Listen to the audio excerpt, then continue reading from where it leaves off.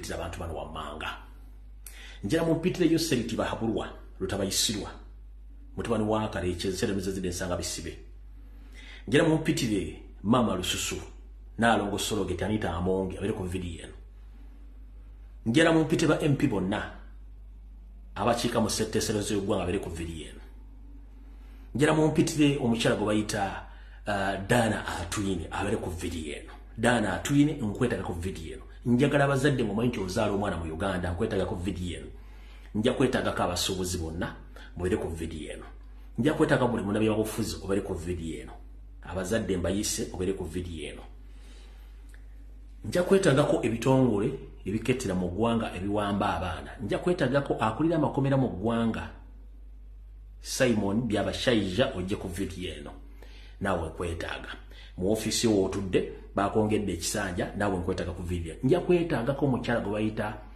Wangadia akulira Uganda Human Rights Commission Madam Wangadia nkwetaga ku video eno ebisigadde tugenda bikwasaganya mpola mpola nga nenna bugisimu fungize asembayo nga kabadde kakodyo musembyayo njera mumpitire wano aba mu sharing video mu kiwerezo mukulembeza nga Brother Kyagulanyi Center mwonna woli mukama nkwetaga otule kwa ndakika ntono nnyo nabinja kugamba abasigadde sikyala bogerako bannalumansi balina okubeera ku video eno by all means kubanga zijja batuukako bannalumansi balina okubeera ku video eno konna akabinyamu kamanya akavumu akadipu doko bajja giraba bajja gitegeera kubanga mbeetaaga bagibeereko kale nga bulijjo osooka kuyisaawo akalango kano ndio bulango bugenda kubeera bubiri kasooka episode akalango kano ndowooza ngenda kalangira ennaku eziddako zonna kajja kuba kagaddwawo anabatafunye mu kisoogo munnange tonyiigira nti nkwisizaako ekintu ekirungi omuntu yenna andiyagadde okugenda okusoma omusomo guno oba ogenda mu ggwanga lya Canada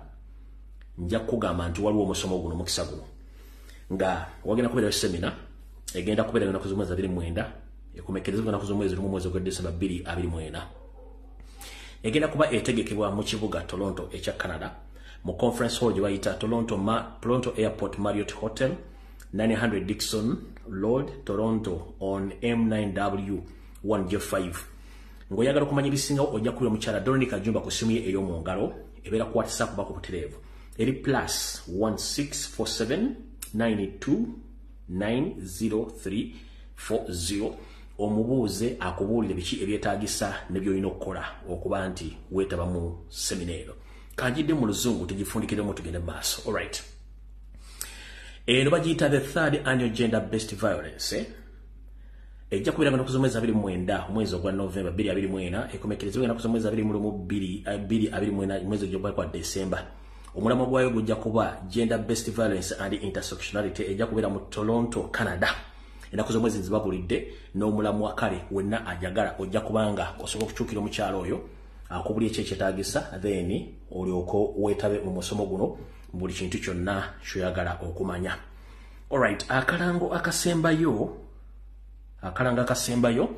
atuleke tugende ku video eno. Akalango kano kabasuubuzi bonna mu ggwanga lyonna okwetoola eggwanga lyonna. Akalango kano kagenda eri mwenna abasuubuzi then tuleke tusimbule video eno mulyoke muwulire ebifa mu nsi. Akalango kano katambula bwe kati. Lwaki ngenda okuba akalango kano kakwata kuli muna Uganda yenna ng'olina ky'osuubula newankubadde oyinza okuba tolina dduuka naye ng'osuubula ekintu kyonna n'okitunda ng'ofunamu ensimbi kana akalango kakwatako. Oba ovuga taxi, oba ovuga bodaboda, oba ovuga kagaali, oba osuubula matooke, oba osuubula menvu, kano si kaabakola mu arcade bokka, buli munna Uganda yenna kakwatako. Kana akalango kasoma bwe kati. Olwokuba nti ensi Uganda wetuuse yo seriti bahabulwa yagirwako ensimbi zeyewola ne ziggoje yazeewola neziyali alina okuze ne zimubula nga n'ebitongole ebisinga biganya muwa ssente kati alina kuddira akazito konna ak'okutambuza n'okubba ensimbi okateka ku bannayuganda olw'ensonga baleetera emisolo egitali mu mateeka ng'aginyigiriza mu abasuubuzi so ng'ate mu abasuubuzi bwe mutaba ne gavumenti ye teriiwo n'abantu ababbibwa tebajja kubbibwa kubanga ssente mwe muzimuwa njala mutegere value yamwe mu abasuubuzi mwe source of income eri gavumenti ya Museveni mwe abasasula emisolo singa simmwe singa gavumenti ya Museveni teriiwo kati kana akalango kammwe mukawulirize bulungi nnyo. Akalango kano kaliko abakayimbyemu omutwe. Kuliko Kasiita Uganda, kuliko UATE Uganda, kuliko CAWI Uganda, kuliko Uganda Auta nayo kweri, kuliko companies nyingi esobola okubanga zikola akalango kano akagenda okwettanira abantu bonna abasuubula. Kagambwe kati okuggalawo kwa bizinensi zonna mu ggwanga, okuggalawo kwa bizinensi zonna mu Uganda, kyovula mbage nti si basuubuzi bokka bamwokedi, mwenna abasuubuzi ng'otunda ekintu n'ofunamu ensimbi oba n'osuubula ekintu ng'olina ekigendo ky'okukitunda ofunemu ensimbi kana akalango kammwe. Okuggalawo kwa bizinensi zonna mu Uganda ng'ennaku z'omwezi 16 omwezi ogwa April 2024, ensonga ziri. Ulira ensonga ziri.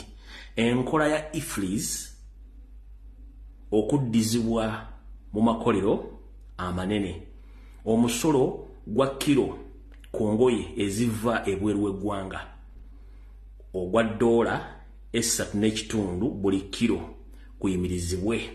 Abachina bamusiga nsimbi mu maduuka babadde babamazeeko emirembe. Gavumenti ekendeeze ku misolo gy'ebyamaguzi mu ggwanga. Okwekanama kw'emiwendo gy'ebyamaguzi mu ggwanga. Eno yenteekateeka nga bwegenda okubeera, muwulirize bulungi nnyo. Program right now bagiwandiise bati nga ku Lwokubiri ng'ennaku z'omwezi 16 omwezi ogwokuna bagamba bagenda kuggalawo bizinensi zonna okwetoola eggwanga lyonna. Ku Lwokusatu ng'ennaku z'omwezi 17 omwezi ogwokuna bagenda kutambula n'ekiwandiiko kyabwe kinnamutayika nga bakitwala ku ssetteeserezo w'eggwanga. Ku Lwokuna ng'ennaku z'omwezi 18 omwezi ogwokuna bagenda kutambula n'ekiwandiiko kinnamutayika nga balekera Ministry y'ebyenfuna mu ggwanga. Ku Lwokutaano ng'ennaku z'omwezi 19 omwezi ogwokuna bagenda kutambula nga boolekera ku ofiisi ya Ssaabaminisita era n'okugenda ku State House.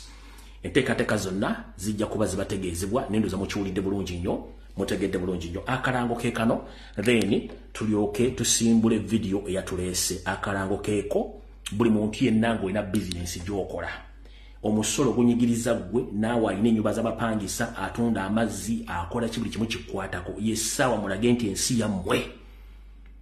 Eno ensi yammwe si ya Museveni, Museveni mukozi wammwe. Tolekanga mukozi w'okumanyira ate kutandika kusula mu buliri bwo ng'ate omukozi alina kusula ku boys quarter. Kati kiri gye muli ffe tubagambye ebyaffe ebisigadde mwebereremu awo tuvuddewo. Alright, njala tandika ne akalowoozo ka leero. Bwe mala akalowoozo tugende ku kiggula luggi butereevu video ebanyumire nga bwe nagiteeseteese mu kunyuma n'olunyuma lwayo mu video ey'olwaleero. Alright, njala okusooka okubaza bannayuganda mwenna abasala videos ne muziteeka ku mitimbagano egy'enjawulo, gamba nga ku Twitter, ku TikTok, ku Facebook, ku YouTube na buli wamu, n'abazisalamu obutonotono ne muzisaasanya mu WhatsApp group okwetoola ensi yonna. Mwebale nnyo, mwebalire ddala okutambuza information. Ffe tweyama ogwaffe bwakuwa bigambo bino mubitambuze. Gwe biyamba Mukama kukulembere. Awulira nti tobyagala naye ng'ate bikuyamba, naawe weebuzaabuza ng'afukaana abantu gonna mazzi naye ng'ate okimanyi kituufu kye ki, naawe kutumiddeko. Nammwe abeefuula ba you know more naye nga you know less, nammwe mbatumiddeko nkiddamu. Nammwe abeefuula that you know more while you know less, mbatumiddeko. Era ne mbaagaliza okusiriwala obulungi n'ekiwummula eky'emirembe mu busiru wammwe okwefuula nti mumanyi. Awo tugenze mu kalowoozo ka leero. Akalowoozo ka leero njagala buli muntu yenna akeera ku makya n'agenda n'aweesa ensimbi n'okwata ensimbi zo nga gwe toyina buvunaanyizibwa okusobola zeeterekera, n'ogenda n'oggulawo akawunti mu bbanka bazikuterekere. Akalowoozo ka leero kako. Kati njagala kusooka kulukuvira ku ntono owulira bulungi nnyo. Gw'obadde okimanyi nti bbanka ne insurance balongo nga insurance ye waswa banka ye kato. Obadde okimanyi? Nkiddamu nkikubulira bulungi. Gwe omukozi w'ensimbi lyazitereka, obadde okimanyi nti banka ne insurance balongo omu ye waswa omu kato. Munda Uganda ina account mu Uganda obadde okimanyi nti insurance ne banka ba Luganda era balongo omu ye waswa omu ye kato kati wuliriza insurance ye waswa kato ye banka bonna si bafere balwadde naye obadde okimanyi nti bafere kati wuliriza ndokuvire kontona mu kalowoozo ka leero ensimbi ziba zizo era gwomanye kyezikolamu ne bw'ozigayalirira ebiseera ebisinga baga nti ez'omusiru omugezi yakola kiyajja bagamba ensimbi ziba zizo era gw'ozikola n'oziweesa n'oziwa banka oba n'ogenda mu insurance n'ozinshuwalinga ye n'akulinda naye ng'ate gwe gy'okoma okuba nti ensimbi ezo tezifaako omugezi yazirya kati insurance ne banka be bakafulu be mutamanyi katutandike n'akalowoozo ka leero ndowooza akalowoozo kano kansooke nkuzanyire ka voice note kano oba ka tracker ka sound kano ka trading nnyo mu Uganda musooke mukawulirize tugende mu kalowoozo ka leero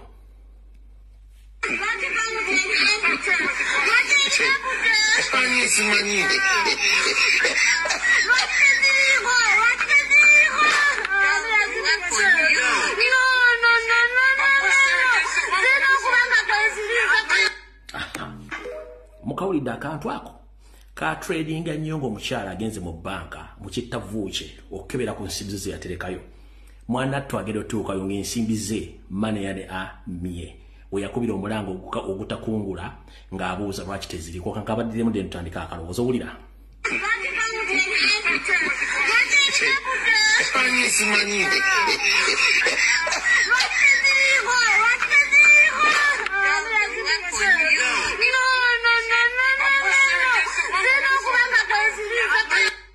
alright zino okubanga kweziri mu kalowoozo ka leero wuliriza bulungi nnyo wano saagala aseka kakkana sala puleesa mu kalowoozo ka leero obadde okimanyi nti gwe wenna ayina akawunti mu banka zonna ez'enjawulo obadde okimanyi nti sente z'otereka mu banka zonna oziterekayo ebiseera ebisinga at your own risk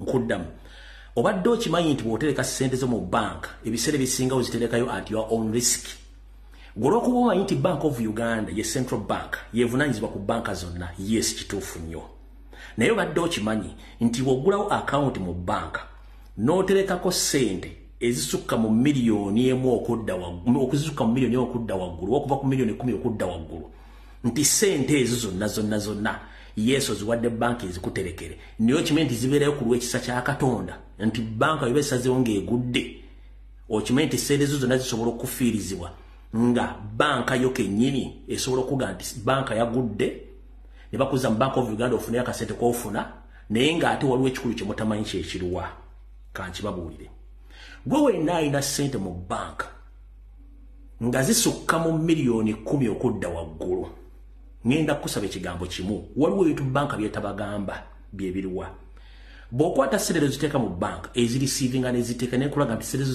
ziteekeddwa ku akawunti onofuna ne notification yes niyo badde okimanyi nti sente mu banka ezo bw'oziteekayo nga nnyingi olina ate ozinshuwalinga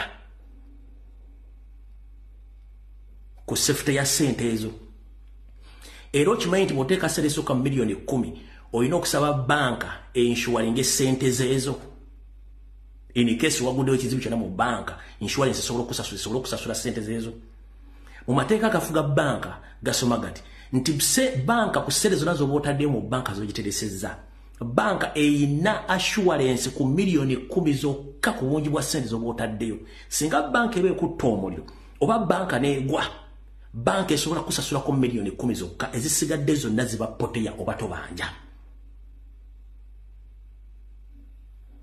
kitegeeza woyina miliyoni 10 ekyenda kiba poteya oba tobanja unless nga wagamba banka nti sente zange zonna njala zibeera insured era banka egenda kugamba nti genda ofune insurance policy egenda okukola ki okusituwalinga sente zo nenogera mu insurance nejja nekola insurance policy ekuma sente zo kati awo banka ne bwesirira oba ne bajibbo oba neegwa kitegeeza insurance erina okusasulira sente zo zonna naye nga sente zonna zolina ku akawunti banka evunaanyizibwako okusasulirako miliyoni 10 zokka ezisigadde zonna ziba poteya kitegeeza kato ne wasora bakola omulimu gwego ne insurance osobola okuinsuringa emmotoka yo naye emmotoka eyo nga ya bay naye ate n'ofuna accident ng'obadde onyulamu sigalo obadde onyulamu omwenge insurance kyejja okukola okunoonyereza ejja kufayininga obadde otamidde ekugambe mu insurance gye watusaba temwalimu kunywera bbiya mu mmotoka kiba kiwedde oba oweddeyo kati oli yewaswa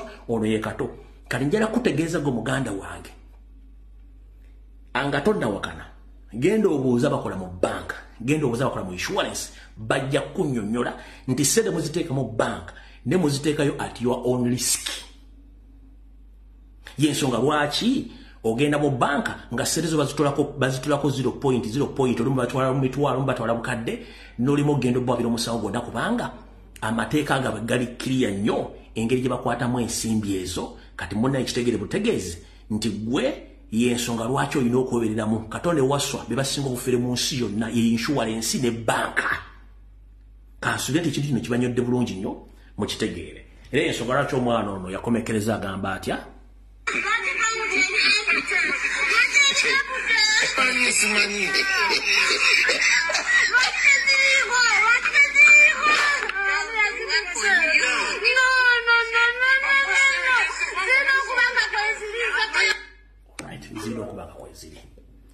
kati gwayinza okuwakana mu kintu kino nsaba ogenda obuuze ku insurance company oba banka yonna ekunyonyi manna milioni 10 banka negoba nekwata omuliro banka enzirizaako sente mmeka egenda kuwako bukadde 10 bokka kubanga bwesobola okuinsuringa nga yo ekyenda bubeera for God and my country ako kakabadde akaloozo ka leero nze ku Kigula Lodge tutandike video.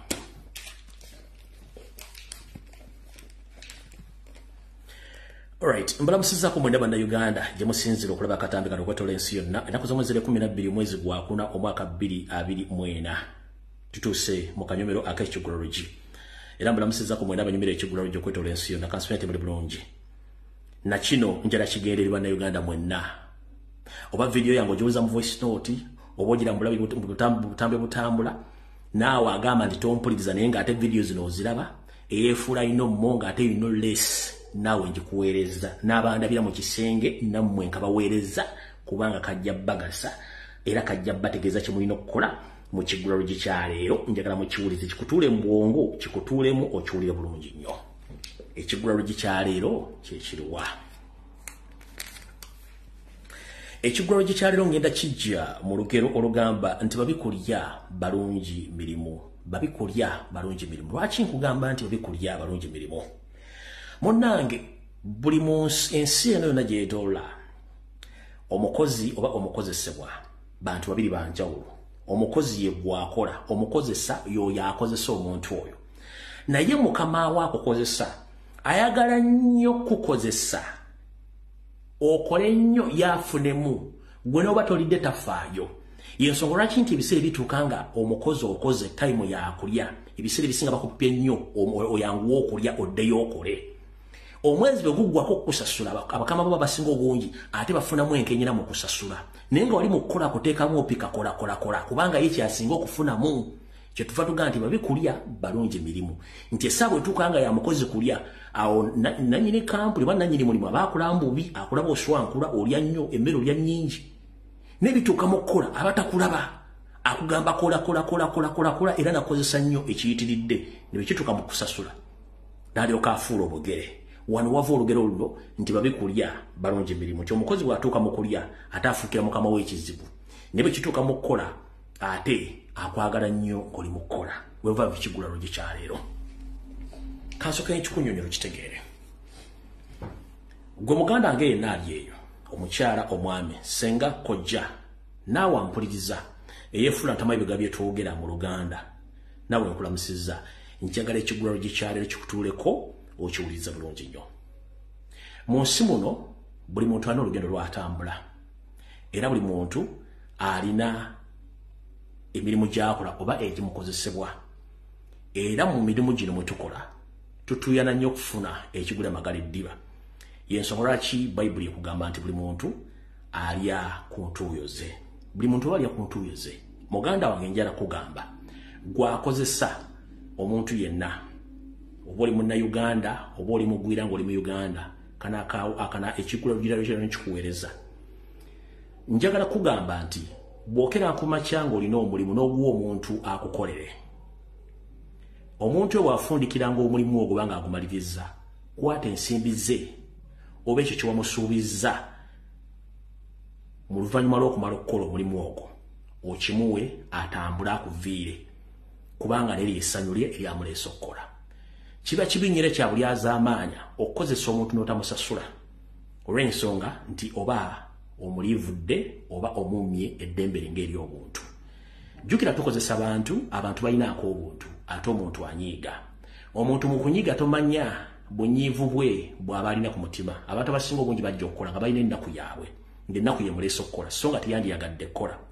Abantu abasinga obungi balina ebizibu byabwe. Nabagamba nti mu nsi muno ffenna tuli balalu, naye obulalu buli mu bitendera. Kati ojja kukozesa omuntu nga tomanyi level ya bulalu kweri kweyimiridde, nga gwe boosolooza nti gwe osinga obulalu obukambwe. Naye lw'onategeera nti omusajja ono oba mukazi mulalu, mukozese oleme musasula ate omuboggolere, lw'ojja otegeera omuntu omulalu kyali ekituufu. Ngenda kugamba ekigambo kimu. Mu bulamu otogezanga n'olyazaamaanyi omuntu akukoledde omulimu. Oba wamugambye nti agenda kukolera n'esu 10 kwata 10 omuwereko n'egiraasi y'amazzi. Oba akolera akakadde kwata akakadde ko kamuwe omwereko n'essuwaani y'emmere asiime era ajja kukolera emirimu. Netogezanga n'olyazaamaanyi omukozi kubanga tomanyi level ya bizibu gy'alina, tomanyi level ya bulalu kwali. Asobola okukola ekintu ate n'osigala nga wejjusa otya. Katugamba oyinza okuba olinawo osigala mu nju yakufumbira emmere, yalera abaana bo, yakuterayo amazzi, yakukolera buli kimu. Awo sigala bw'ona omuyisa oba otamusasula musaala, asobola okukutera obutwa mu mmere oba okutta abaana bo. Ensimbi awo sigala zakubanja zibadde entono nnyo okulamu bw'abaana bo. Katugamba olina faamu y'ente, olinako abalaalo, olinako ente nga 10. Abalaalo bano bapambana n'ente zino okumala omwezi mulamba, ne baziriisa omuddo, ne bazitambuza, ne bazifuuyira eddagala. N'ogaana obbasasula the end of the month, obbasasula ssente zaabwe. N'ogattako obbalangira n'okwagala obbakuba. Tomanya mulaalo busungu bwe na bulalu gye bwenkana. Omulaalo n'asobola okutta ente ezo zonna eziri mu billions ng'omumye emitwalo 10 oba emitwalo 3 gy'akolera omwezi. Kati kuggwe n'omulaalo ani abagenda osinga okufiirwa? Njagala ogerageranye ekyo ekitono ky'olina okuwa omukozi okimuwe, osevinga ekinene n'obulamu bwo n'obw'abantu bo. Abantu bangi beewuguusa nga batuuse okusasula abantu. Kebere kampuni omuntu nga baddako oba omukozesa ng'ayimirizaawo kampuni n'ogaana omusasula, asobola okudibaga kampuni ne kapitolo n'afa nga nenda bugisimufunzi n'ekyogera mukola. So buli muntu yenna akozesa omuntu bw'okulaba at the end of the month, sasula omukozi oyo okowala loosi n'okumanya level y'obulalu omukozi gy'alimu. Abantu balina ebizibu nkubuulira. Buli muntu alya ku ntuuyo ze. Gobonedde onali gw'osinga okuluma omukozi kyayinza okukola, oyinza okikwasaako emikono 2 n'oyongerezaako okukolima naye ng'akikukoze kubanga akijje ku busungu bw'omutuusirizaako. Omuntu bw'akolanga musasule ekyo kyakoleredde. Kye kibadde ekigulalo gyekyaliro kiwedde. Katutandike vidiyo.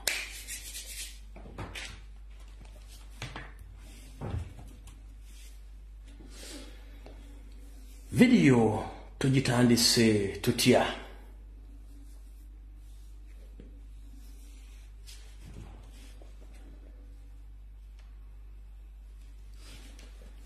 Kansoke mpisewo obaka buno bugenderi president wange. Mukama wange Robert Kyagulanyi Ssentamu n'obuwombeefu njagala obaka buno bukutuukeko. Manyi ogenda kutambula, ogenda okwolekera eggwanga lya Bungereza. Okubaako emirimu gye weetuusaako nga gwe omuntu n'okusinkana mikwano gyo b'oludde okusinkana n'abantu abakuwagira. Naye embuulire tefa yonna ate okwerinda sibuti. Okusinzira ku sources zange njagadde okutegeeza nti gwe tonnagenda Bungereza naye already yosseri ng'akozesa ekitongole kye ekya CMY n'ekya ESO. ESO kye kitongole kikettere eggwolo kye bayita External Security Organization. Basindise dda abampembe okubeera ku mukolo ogwo n'okwetoloola okumanya kiki kyonna ky'ogenda okukola sinakindi okutuusaako obulabe mu ngeri yonna esoboka nga bayise mu bantu abamu boyinza okuyita mikwano gyo naye nga ate si mikwano gyo. Abamu bagenze dda gye bali batuuse dda mu ggwanga erya Bungereza. So omukulembeze wange ne ttiimu yo webereremu endyayo ensulayo n'abantu bogenda okusinkana bongereza essaawa zino mbi nvundu nkiddamu bongereza essaawa zino mbi nvundu ly'eggwanga erisingamu kanyo kawulire nkiddamu Bungereza ly'eggwanga kati lisinga obubi mu kutambuza kanyo kawulire naye munnayuganda aliyo ng'ompuliriza weegendereze gw'oyita mukwano gwo si mukwano gwo akusinikira amannyo tolooza nti abaasese baseka kungulu naye nga munda bajjuddeko ekyo mukitegere so omukulembeze wange ne ttiimu gy'ogenda naye weegendereze abasajja n'abakazi bazze dda gye bali already nga bavudde Kampala n'abo abali already mu Europe n'abali e Bungereza bali ku mission batuuza meeting bagatuuse batya okutuusaako obulabe mu ngeri yonna esoboka ng'oli mu ggwanga erya Bungereza so mukama wange mu concert gy'ogendako n'abantu bogenda okusinkana weegendereze nnyo ekisembayo kye baŋŋambye nkugambe oli musajja muganda ataboola bagenyi ayaniriza buli omu naye ku lw'obulamu bwo akafuba kalekere mukyala babi akafuba ke bayita haga kalekere mukyala babi yekka Mr. President Robert Kyagulanyi Ssentamu akafuba kalekere mukyala wo babi si buli akusinikira amannyo nti akusekerera musanyufu nedda lubaka bumadinnya lusoko kuyisawo eri omukulembeze n'abantu abali e Bungereza awo nawo nvuddebwo alright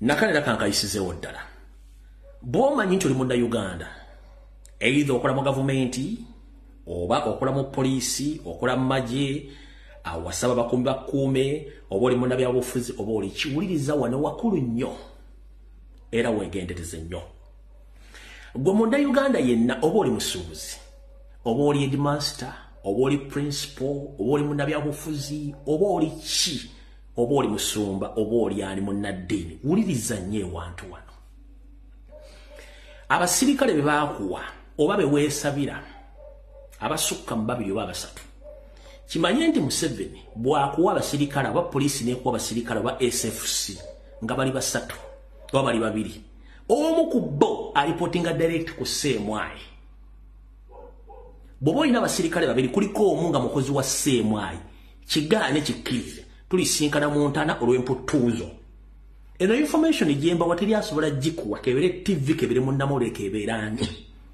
gwe munnaddiini bw'obanga olina abasirikale abakuuma nga basukka mu 2 3 kimanye nti baba 3 2 ba Seemwayi nga balipotinga direct entambulayo endyayo bani boyogera nabo biki mukola bonna abasinga obungi baba balipotinga direct era authorizing abantu abakuuma kabere wa police nga jide mu uniform ya police CMA ye authorizing obukuumi bwonna so si police you apply ku police ng'oyagala obukuumi oba Ministry of Internal Affairs ebbaluwa zonna nga bw'oziwandiise zikomekereza ziri ku CMA Chieftains of Military Intelligence ekigambo Chieftains of the Military Intelligence kitegeeza nti kyekitongole ekiketta bonna ebikolwa eby'abasirikale bonna mukwata mundu mu ggwanga munfuna bulungi Chieftains of Military Intelligence kati gwobo applies ku police ne bakuwa police nga ali mu uniform ya police oba ya bulaka oba ya kachi oba ya bombola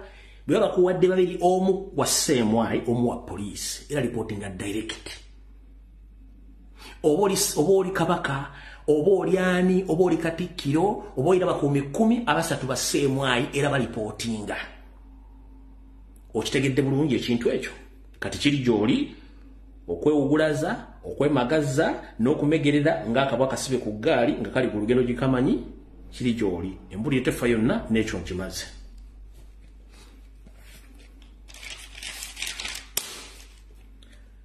alright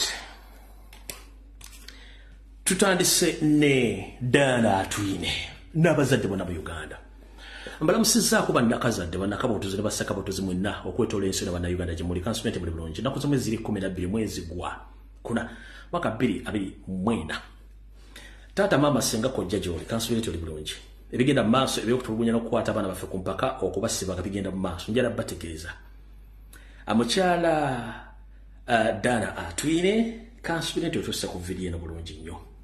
Dana Atwine oba kansooka ku bazadde mu ssemateeka wa Uganda yenna tewaliwo kawayiro kawa kitongole kya byabulamu ba Minister of Health lukusa kugema mwana wo nga tomaze kukkiriza ng'omuzadde kiddamu. In the Constitution of the Republic of Uganda, there is no any law which allows the Minister of Health to take advantage, any advantage against your children before you agree as a parent. You remain with the all right either to accept or not to accept. Please, mwenabazadde mbategeeza. Ministry y'obulamu nga ekulwa Dr. Ruth Aceng ne Dana Atwine mu constitution ya Uganda temulimu tteeka nakawaayo kabakkiriza kusibaga mwana wa muntu ng'omuzadde takkiriza. Era gwe omuzadde yenna gwe basibagidde omwana wo ne bw'atandika okukolanga bomu oba abaluka akola ki, genda ku poliisi gulawo musango, funa lawyer agguleko omusango, awaabire gavumenti n'ekitongole kya minisitule y'okwenda kubanga kimenya amateeka kye baakoze mu constitution tekiriyo. Omwana waalwalira wonna n'atandika okubanga ekimenke, olina olukusa ogenda okuwaabira gavumenti ne Minister of Health kubanga tewali kawaayo mu ssemateeka yenna kakkiriza kitongole kya byabulamu kusibaga mwana yenna ng'omuzadde takkiriza. Essomero lyakikoze liwaabire. Owaabire ekitongole ky'ebyobulamu ne gavumenti yaayo seriti bahabulwa kubanga bakikola mu bumenyi bw'amateeka. Kinjagadde osooka obategeeza ekyo. Mutegedde bulungi? Bwe mmala bategeeza ekintu ekyo era njala bategeeza. Mwenna ba Twitter warriors abali ku Twitter.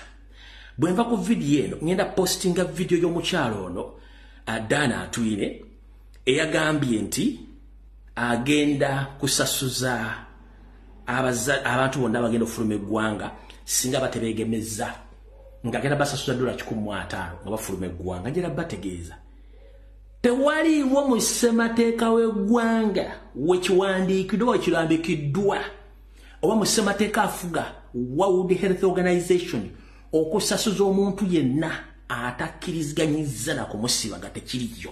Bwe nva ku video eno ngenda postinga video eno abajagala mu inbox njibawe mugiteeke ku Twitter nga mugenda ku mutimbagano gwa World Health Organization muwaabire omukyalo Dr. Ruth Aceng obuferebwe n'obutemu.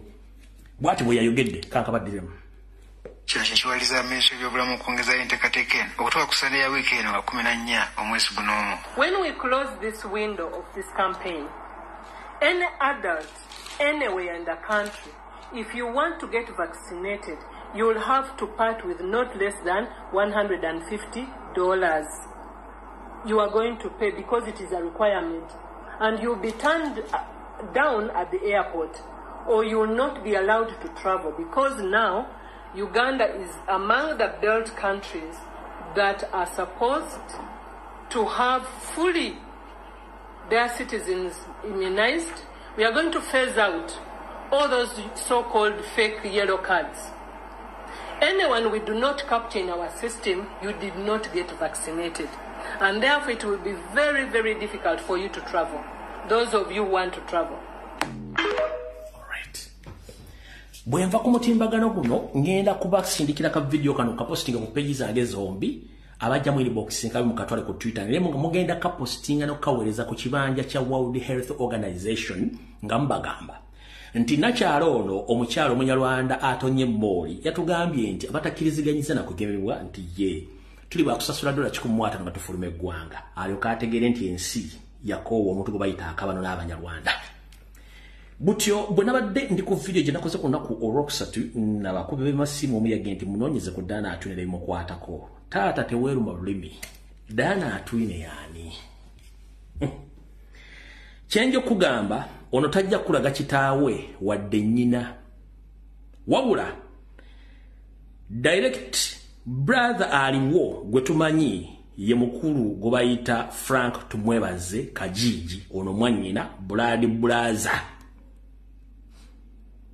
era munyarwanda munne oyo ono Dr. Dana Atwine ne muganda we Franka Kajiji tumwebaze era owakabano yoyo kati mission kiza akoze endala eri banna Uganda enchafu kwate kalamu wuliriza eno video njagala Dr. Dana Atwine kutuukeko bulungi nnyo owulize bulungi nnyo omanyiza agayi nga bawera bwerere ate benga gamba bagawulira era bagafuna alright Dana Atwine ono yasoma bilala akola bilala nabagamba nti eyito musawo yagwambu gwe ng'omulamu wanabanga ng'omutambi wanaze mu lumbe nagwa mbuji nenga tesi yabadde omufiirwa nono bwatu buyajja nagwa mu buuji bwa Minister of Health kubatafaayo Dr. Dana Atwine ye ali era mu family no mwatambulira eyayosere ono nga mwanyina wa Frank Kajiji tumwebaze Minister omunyalwanda omubbi omuzibu ekikolo ekira kiyakola ku bana Uganda kyembadde temumanyi kankibanyumize buli omugenda kukwata ku mutwe naye nabagamba nti embulire tefa yonna mu mwaka gwa 2017 muwulirize bulungi nnyo mwaka gwa 2017 omukyala y'omwono era ngali mu ministry eyo in fact kansoke ensimbewo akatyawo neme kulandulukuka nnyo soke bategeeze tutenda yosere kutta bantu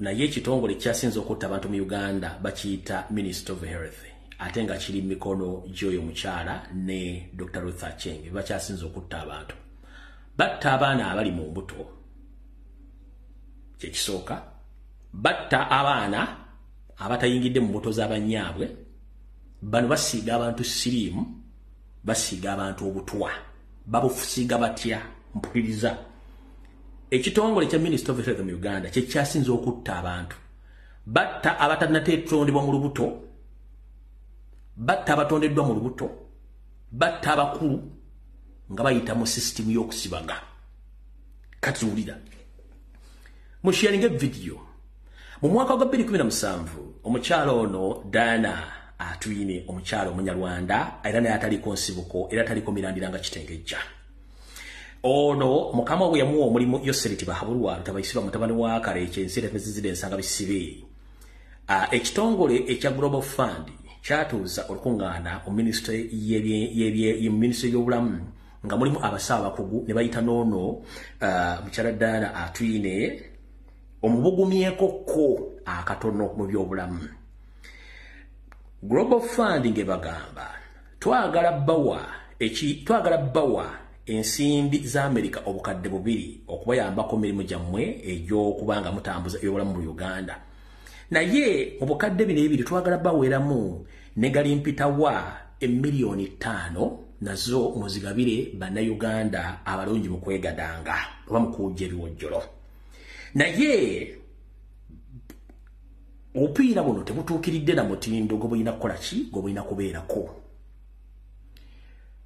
abasajja abakugu nga batwala opiira buno bukebeza bana Uganda abasawo abakugu bagenda okizula nga opiira buno tebutuukiridde na mutindo gwa bulamu bwa bana Uganda basajja batunga bagamba Global Fund nga bagamba basajja ba Global Fund n'abasajja bajja okukiikirira ne bagamba nti mmanyi yes nsimbi tuzaagala bukadde biri wa dola naye tetugenda kukkiriza nsimbi ezo kukwakuliza okutwala kondo mu bukadde 5 nga teziri ku mutindo obuyinza okutuusa obulabe ku bantu baffe abasajja baasoma ebyobulamu nga bagaana omukyalo ono nga avunyula amakugunyu ge n'enkoboga amagulu gamulinganga emiti egya settaala ng'addako mu kasenga akamu ng'ategeeza yoseriti bahabula tabayisirwa mutani wa Kareche temunnanga ba Global Fund bali wano abali wingi etuwa obukadde $2 naye ate akakokolizo kali nti baagala batuwe kondomu miliyoni 5 ninga kondomu zino si ntuufu nfu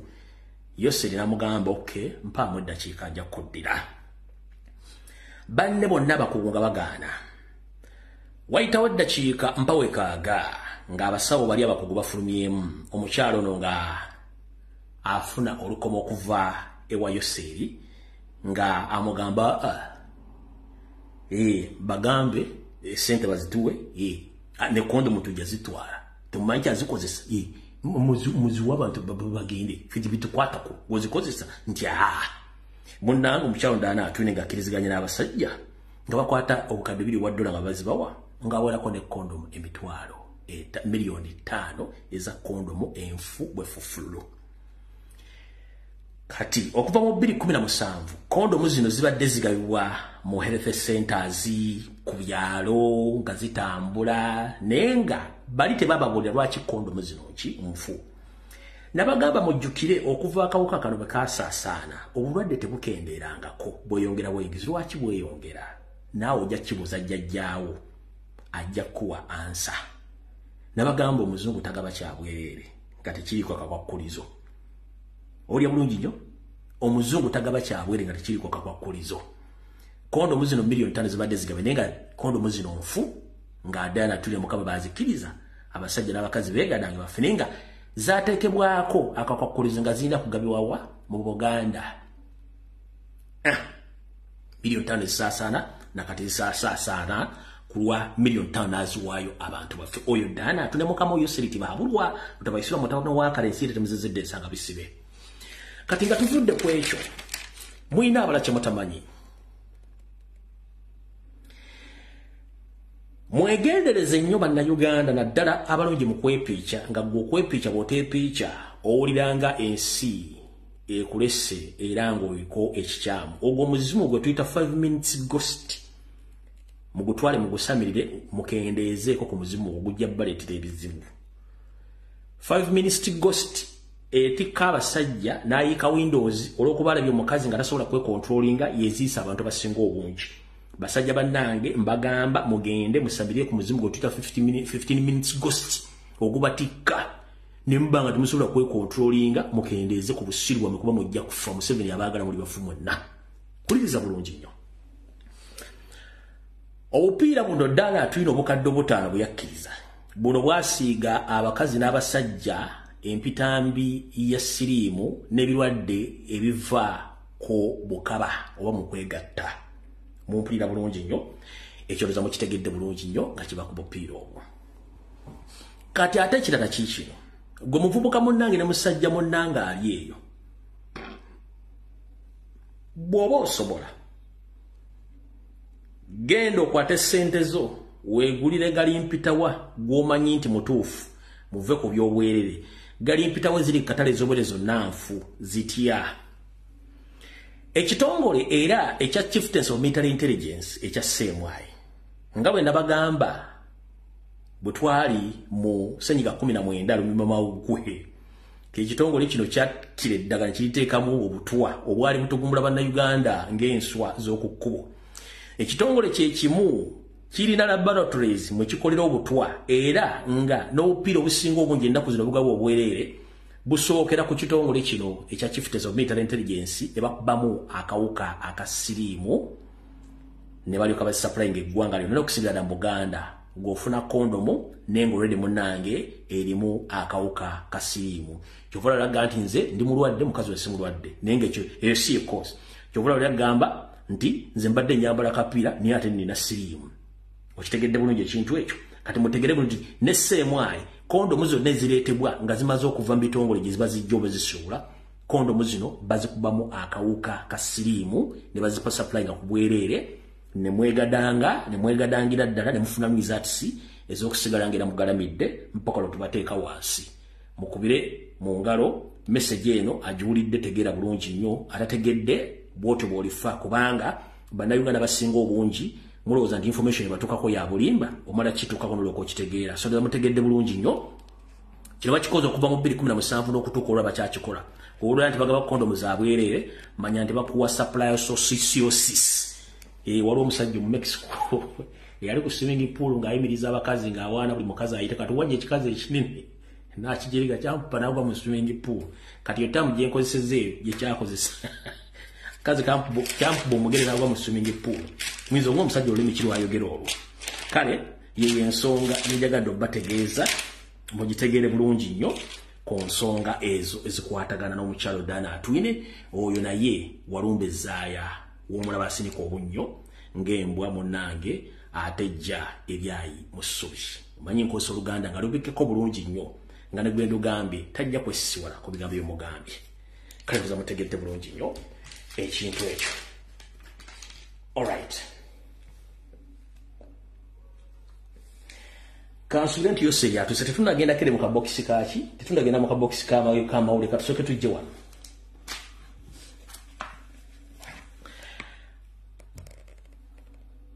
Buno obubaka njala bugendera yose tibahabulwa lutabayisirwa mutabani wa Kale kinsere bizide nsanga bisibe ne munne Pilato ne bwana bana Uganda namwe bana Uganda bali mu ggwanga lya Bungereza n'okwetola ensi yonna.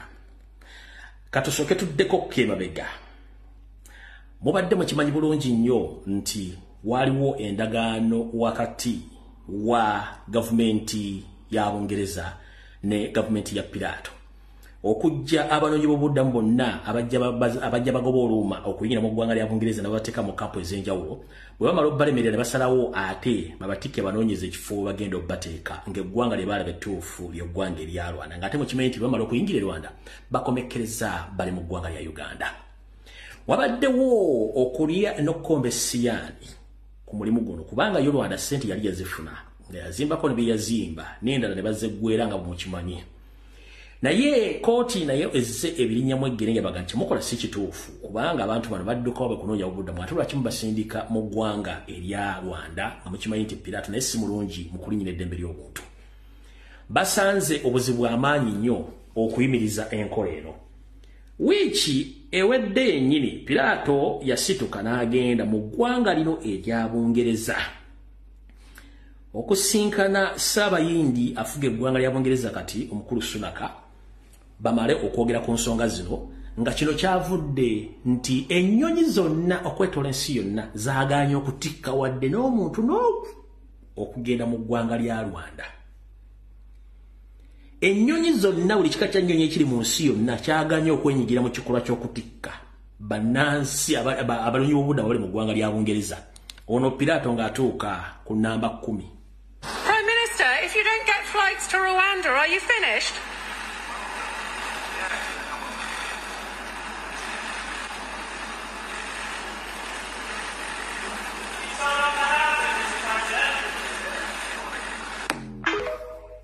Ndowooza olya kadamu ne kamubuuza mukulu Ssaabayindi Sunaka bw'otafuna nnyonyi zitwala banoonyi babuddamu bano ogamba nga batega ku bugumye kasinisewo otunnyo ne kayingiza Pilato ne bayingira munda babeeko engeri gye babyogeramu kati uli kankabadde bulungi nnyo mu kawulire. Prime Minister, if you don't get flights to Rwanda, are you finished? Kateze otunnyo ne kategera otunnyo tugende munda va ku bayaayi kateze butezi tunyega va ku bayaayi tuyingire kati ne bayingira munda ne va ku bayaayi kati lwaki ndeesa amawulire ago mulaba Abaeritrea Abaethiopia bonna abayitirivu n'abantu abatetegeera kale zingidde mu Uganda bonna banoonyi ba buddamu naye nga balina ekigendera ekibaleeta mu Uganda. Kati otwogerera essaawa zino ennyonyi zonna zaaganye bulungi nnyo okutikka omuntu era nga zimujja Bungereza zimuleeta wa Rwanda. Kiki ekyazzeeko? Lwadde terululibusa Ssaabaluvu Yoseri Tibahabulwa nga bulijjo osanga bisibe yayagala okusomba abantu bonna nga abajja Bungereza abaleeta Rwanda ng'akozesa Uganda Airlines amala okunywa ku mazzi.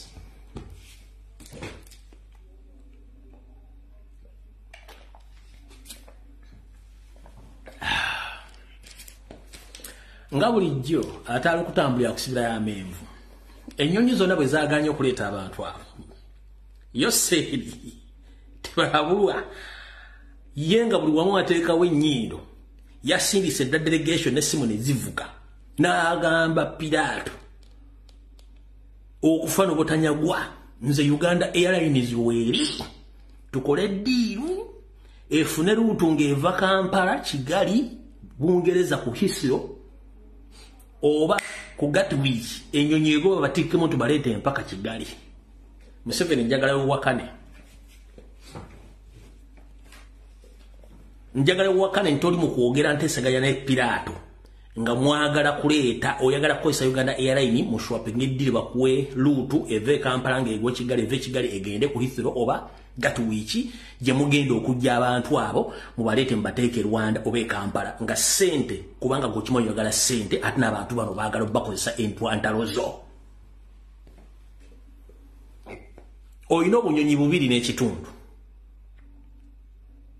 buno butukutuku bukoma ba Dubai waludda wakati zino simebu zino bungize waleta zino etokotanga generator yato zenyonyi zoyina kati ato yagala banaye simena omanya so banaye Uganda mutegere ntu ono Yosei ya ali munteseganya ne Pirato atenga yo yenyini Rwanda eyine ennyonyi zaye za Uganda Rwanda Air nayo nga company franchise yaganya okole kintu kyo nolo kono bamuyita no tweet no surrender ewali ebiwunya walaga kyali agambe yagala yikuteeka yo Uganda Air kubanga Rwanda Air ennyonyi eyo si akagame direct erimba shareholders abalala kati bagala kutta image yayo kati bano bali okusuula buli kimu bagala kukingira mu izbeyo bakingire bakikube mu mutwe bali okubakolese nenga Uganda Rwanda Air bananyini abamba kubayinamu emigawo bagwira tebagala kosa Rwanda Air egende gye ebintu ejja abantu abo image ejja kufa kati bano bo abaka bana babbi bo bagani tutogera kuyingira teke mtuto ejja abantu bantu balete Kampala kati nekyo mukitegedde bulungi nnyo ndizo mukitegedde yansongora kintu omukuru oyo ayagala kola ekintu ekyo awo tuvuddewo tugenze ku nsonga ki ensonga endala njagala egende wa president wange omulonde Kyagulanyi Ssentamu njagala buno baka bugende eriwo kansoke mali n'okutereera Mr. President kulamusizaako Robert Kyagulanyi Ssentamu kansubenti oli bulungi buno baka njala kusange woli okusokera njalo kobaza emirimu bino gyokolera eggwanga n'ekibiina kya National Platform ne People Power n'okutwala obuvunaanyizibwa okulabirira family zaawo bonna abaawambibwa n'abattibwa bataliiko mayitire era olwaliro tutya obuvunaanyizibwa osobola okugendako okulaba abasibe abo naye Simon Byabashaija akulemesezza okulaba abasibe abo olw'okuba nti alina okufuna order from above kansokenza nnyo obutambi bwonna abantu bamutegeere lwaki bakulemesezza n'endyoka kuwa information ejijja okukuwa wulira abasibe baffe naye bwe ntuuseeyo ne bannemesa okubalaba bwembuziza lwaki bannemeseza okulaba abasibe bulijjo tujja netubalabako n'abantu abalala bajja ne balaba abasibe baabwe ne baŋŋamba ti sikirizibwa kulaba abasibe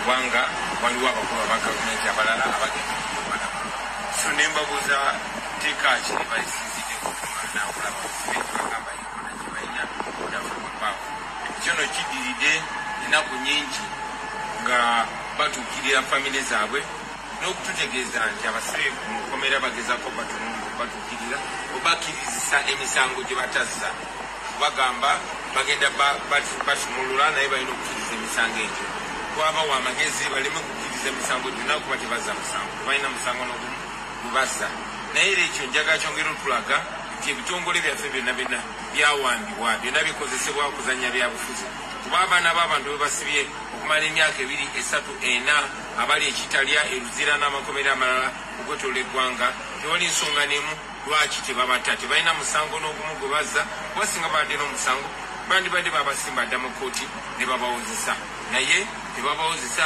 just babasibiddeyo okuzanya byanfuzi nga batabasiba abalala naye ate abatalina musango ne basigala nga baganye basumulule twongera okubanja abasibe baffe babasumulule babate awatali kakwakulizo konna ate babaliirire nobaliirira kubanga babasiba nga tewali musango tugenze maaso n'okupetitioninga amakooti gonna okwetoola ensi yonna era tukakasa nti yo pressure gye baliko kati baagala bata ne baagala bata nga babataddeko okukwakulizo tetwagala kusaba okukwakulizo konna ku bantu baffe babasumulule kubanga tebalina musango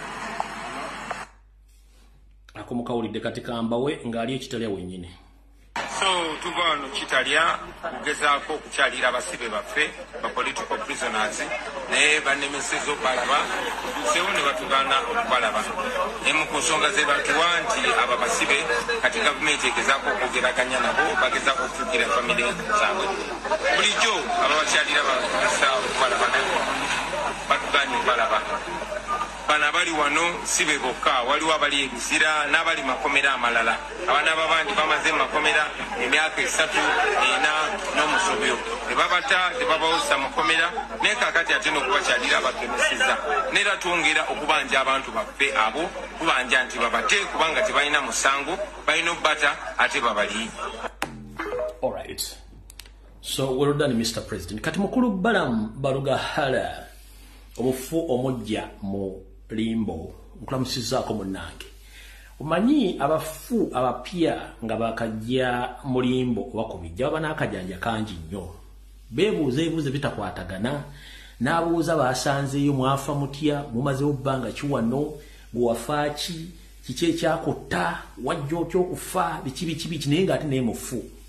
Kati minisita omujja mu bafu akajanja kalese kangi nnyo kasinga n'ono akumula oba ayita nnaku ng'aggula akamugwanya gy'obeera ntasobola kugumiikiriza kutuuka aggulewo olujjo olwayingire mu kamugwanya alyoka akuumuuke bulungi ye Balaam Balugahala.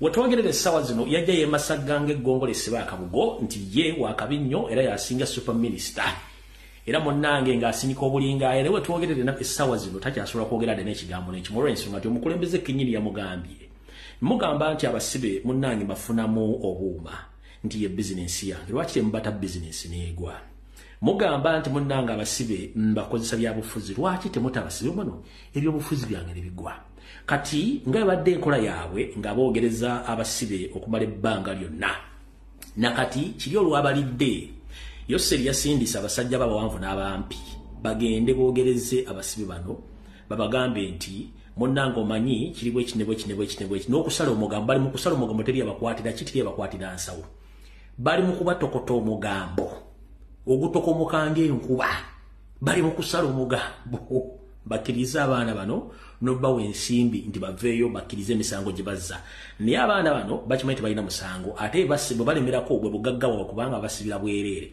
Kati minisita omupya nkulamusizaaho omufu omujja mu bijja abuuza bwe wasookayo okufa nti mwafa ki mumaze ebbanga kiki ekyakutta ani yakutta gwe nga bakuziika bulungi nga banziika bubi. Kati mukulu njira kugamba ekigambo kimu Uganda nsi nnene eri abaagisookamu ne bagirekawo naffe tugenda givamu tugirekere abagenda okujja neggwe okwebuzaabuza ng'afukaana abantu gw'osinga otutegeera kizibu nnyo okubeera omusiru mu basiru n'olowooza nti oli mugezi.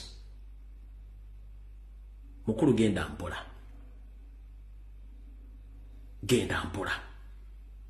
olw'ensonga tuli ku bintu bya ddala bw'oba oyagala okutegeera nti Uganda zaabu nga sigwa musima buuza kwakulya ku kitongole ky'ebyeddembe by'obuntu mu Uganda omukyala Bwangadya ekyamutuuseeko omanyi ataali okutambulira kusibira y'amenvu linda kiggweyo mwana wattu afumita mboowo abamu mwagala nkozesa omukira naye si kiba kituufu mu luganda olwange lwemmanyi ebigambo ebyo byekengera ng'omuntu ajja bijjamu okuvuunula okulala obyewala kyova olamba bagamba nti linda kiggweyo afumita mboowo gwayagala kiri oluwaddembo kyeyogerera ku live yo oba mu kabokisiko. Radete Lubusa omukyalo n'abadde nga ayogera ebigambo nga yeemasagga ayogera adda alimba akinnambuka naye nga tamanyi nti ekitongole kyakulira kye kimu ku kyalimu empindi ku mabega ekitongole ekyensi yonna ekirwanirira eddembe ne kiggalawo ofiisi yaakyo mu Uganda ne kigenda omuzungu magulumeru n'asiga mukadde akwasiza ku mmere ye. Radete Lubusa omukyala Mariam Wangadya ng'avaayo agamba nti mu yafeesi ye mwakolera yeraliikiridde mulimu abalina obuwundu obuto nga batambula nabo mu kifuba mu kiwato nga bulinga bubizzi nga bwesibye mu kifuba neeraliikirira nti ebyokuwenda biyinza okuba nga si birungi naye nabagamba nti kamwa kabi kasasiro ganga buli lw'oyogera ekigambo ku social media kuno ku internet manya bajja kivunda ate bajja kikuddiza mu bwetavu bw'okyagalamu.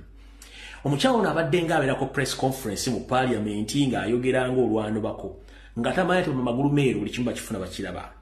Radete Lubusa nga wabeerayo omusomo okwataganako okulinnyirira eddembe ly'abantu nga nga gwali gutegekeddwa mu nsi z'amagulu meeru ndowooza ewali headquarters za International Human Rights.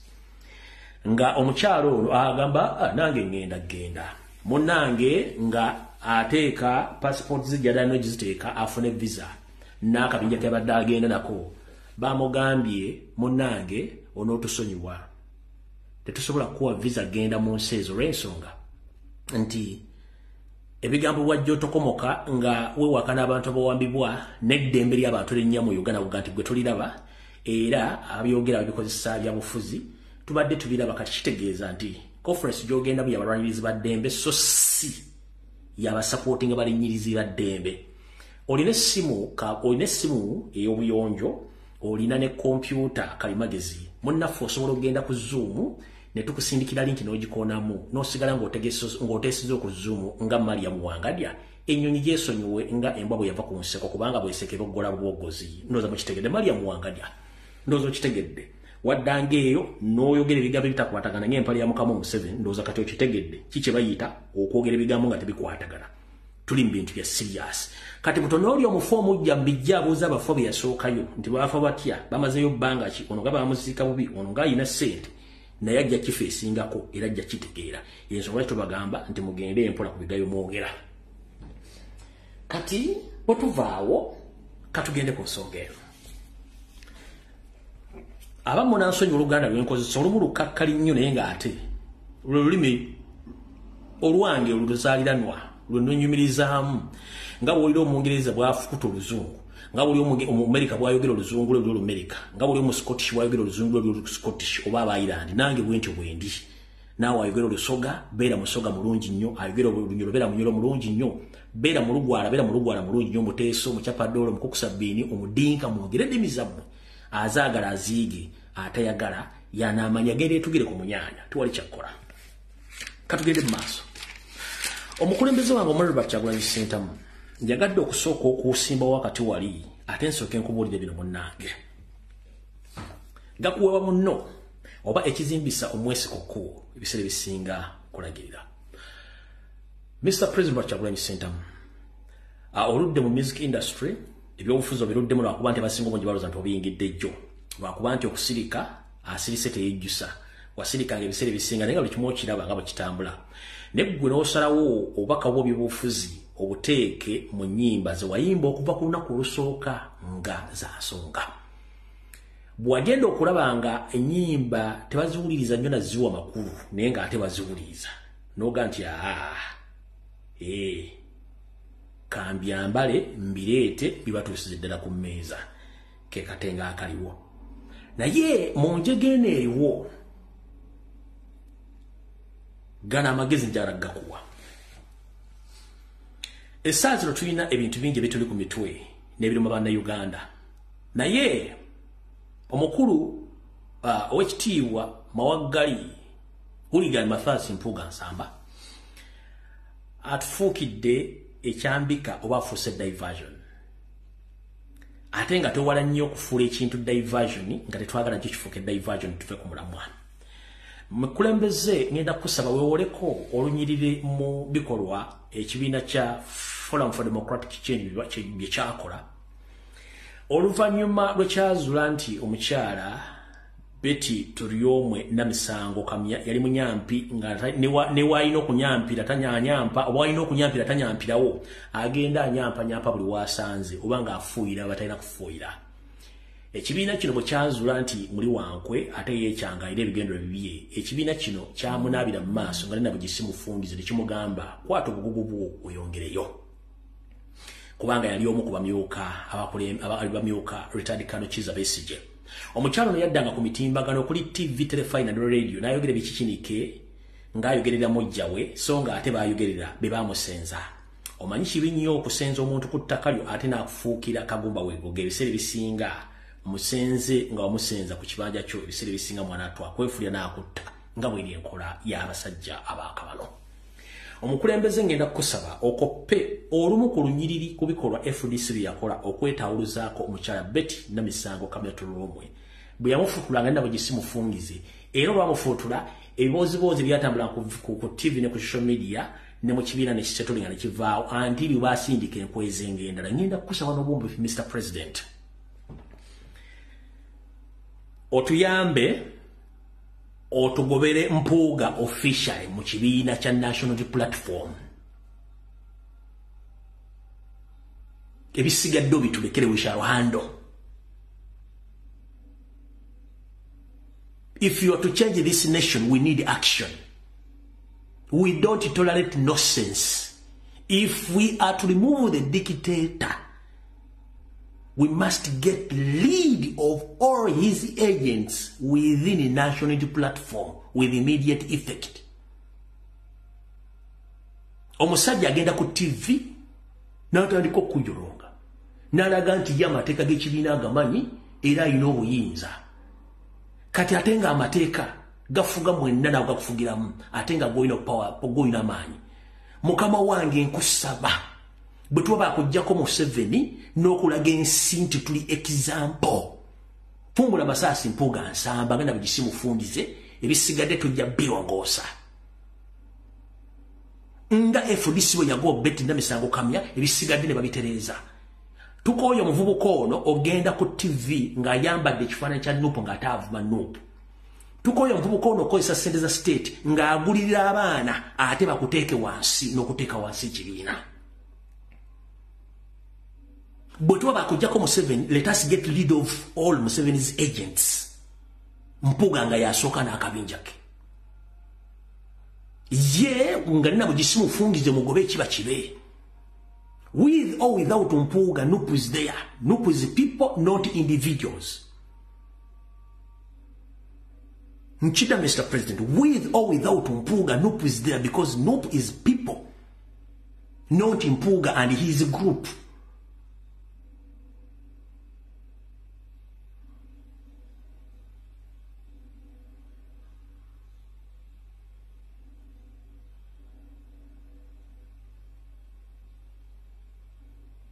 Kaberemo nadini nga yambadde sekapulayi oba eminagiro gyonna nakubira essimu sima ebikintu.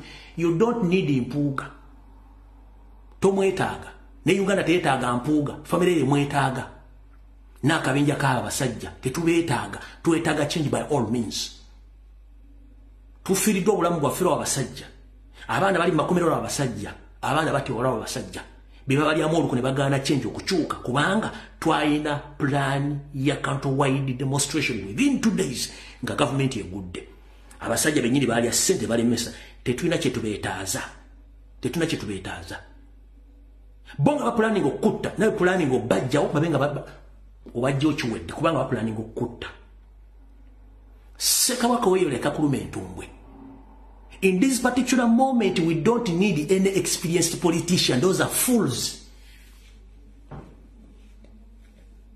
Fools grow more than normal people. Abasiru bakulamanga okusinga abantu ba bulijjo. Tukoye. Mr. President, ngenda kusaba. Genda komo bimu kubikolwa. Retired Kano Kizabi yakola. Okugoba omusajja, okugoba omukyala beto tuliyome na misango kamya. Na aterera. Waitawe na kumeka. Nga agenze aliwa Museveni. Na akaminja kawe. So, byebyo benjagadde okwogera ku musajja oyo. Na akaminja kubanga bo bagufudde mugana ajja ku TV. Tayogera ku kizibu. Ayogera ku bitabula. Na bisaanyaawo na kuteeka wansi. Manyi ayogera omwama gamaga. Sebe singa sagala sala mugambo lya genti asala mugambo nga tewali bujulizi. Mukulu ono byabadde ku Natasha Broadcasting Service. Ayina ebigo byayogedde era singa nambadde kumpi nadde ngenda mukubirawo. Nabadde ngenda mukubirawo. Yayogedde bw'ati. Nakugamba olabanga omuntu ayogera ng'asimba mmanyi toyatula kamwa kano manya nti oyo waakabano. Bw'olaba omuntu ng'ayogeza mitaafu manya nti oyo waakabano. Bw'olaba omuntu ng'akoze omusango nga n'omuzibu asobola okumanya nti ono mubbi n'agajja si mubbi munnange totegananga dduka ku lw'obulamu bwo. Mukulu ono yayogedde bw'ati. Some people are saying, ave mu kintu ky'abanne akola ebibye. Ky'abaani? Wulira. Kya Bobby. Well, then you're telling it's as though you're saying Bobby is building a small thing, Azimba Kantoke. He's never implied to me Azimba Kantoke. The impression I get from him is that commonly and together we're building an organization. Okay? If I ever discover that that's not the intention, then I'll have to... So reality hasn't hit you yet that this is his vehicle, it's his thing.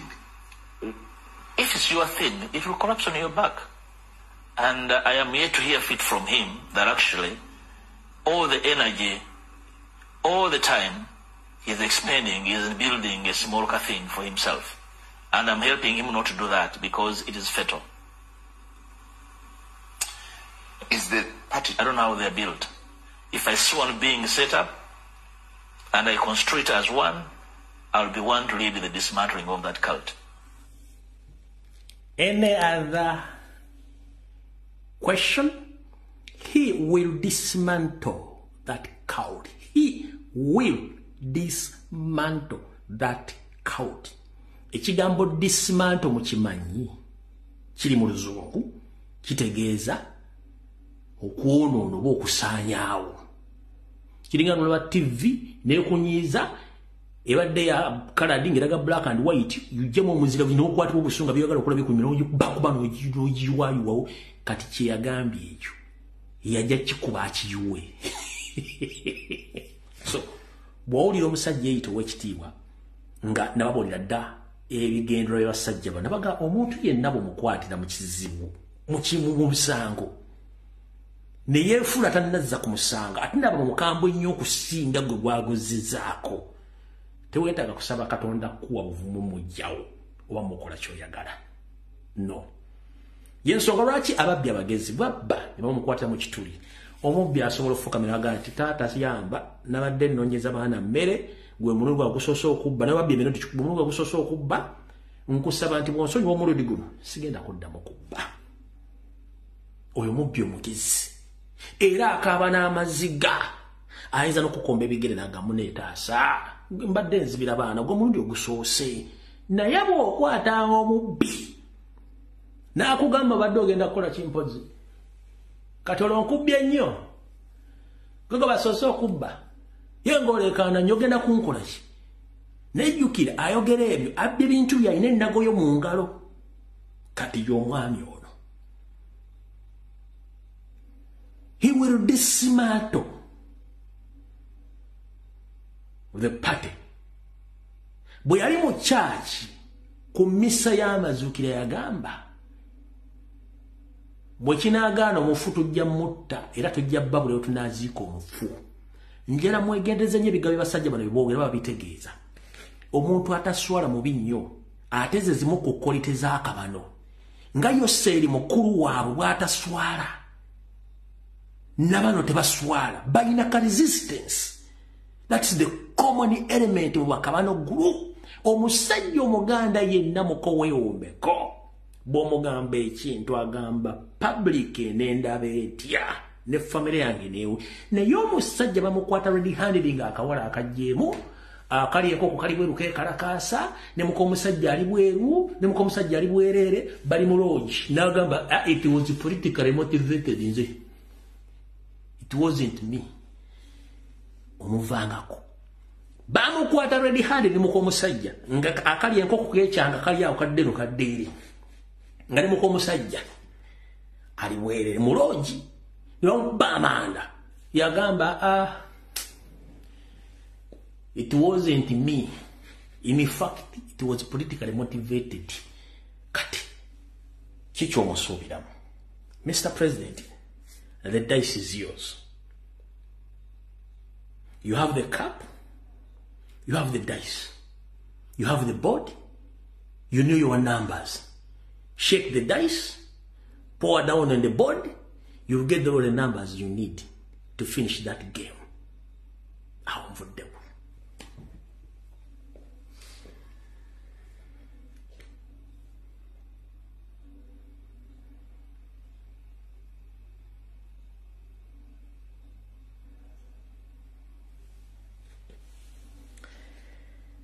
Okumanya ensi zaako wababbi n'abali b'enguzi. Okumanya ensi zaako abali b'enguzi n'ababbi. Kubanga obuli bw'enguzi bubeera butemu. Mu ggwanga erya Vietnam, baaliyo omukyala yaliko mu byobufuzi. N'abba ssente z'omusolo bukadde nga $4 billion. Mu by'okubuza bamugambye kooti yamusalidde afe. Yono wano. Afe, bamukuba amanda afe. Wuyo. The court in Vietnam has sentenced a wealthy property developer to death for defrauding a bank of billions of dollars. 67-year-old Trong My Lan was found guilty of embezzlement, bribing state officials and violating bank lending regulations after she used her hidden ownership of the Saigon Commercial Bank to channel $44 billion of loans to her own companies. It's been described as one of the greatest bank frauds in history. Kati jo musetteserezo y'eggwanga. Mukyala n'abatulege n'alongo Sologeti Anita Amonge. Bwe badde bateesa omwami Theodore Ssekikubo omusajja Museveni Sidde omukuukuutivu. Yagambye tuteesezza bingi naye ensonga ze tuteesezemu nga tezigguka. Twateesa ne twogera ku nsonga y'okwogera ku buli bw'enguzi obuli mu parliament ne ssente eziyisibwa zitali mu mateeka. Omanyi omukyala Nnaalongo Sologeti ebigo bye yayogedde.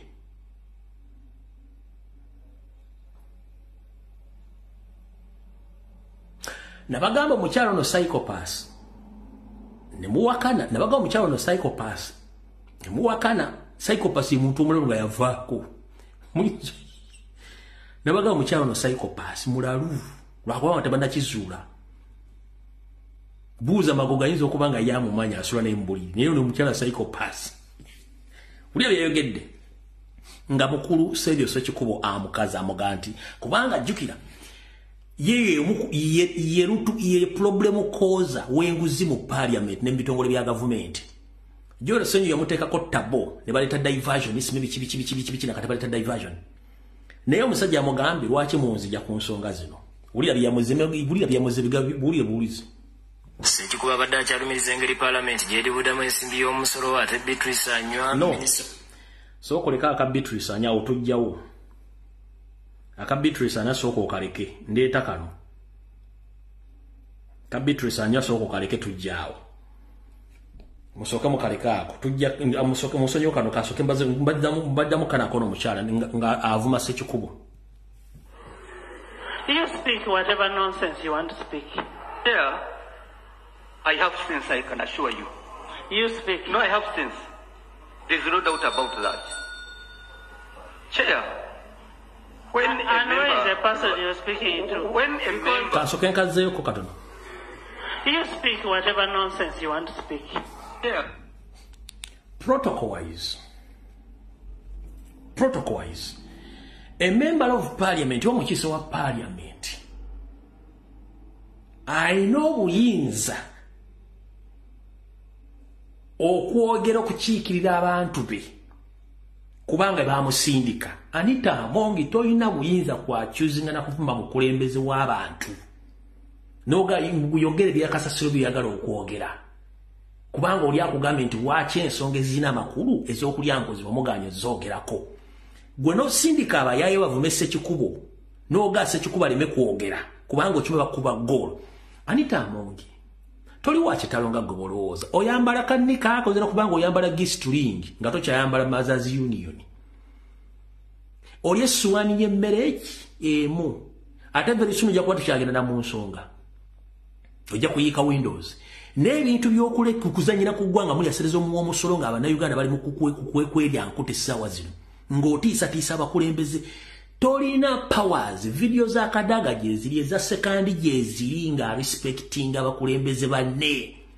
Just olina ka office ka speaker to conduct or to lead those people through those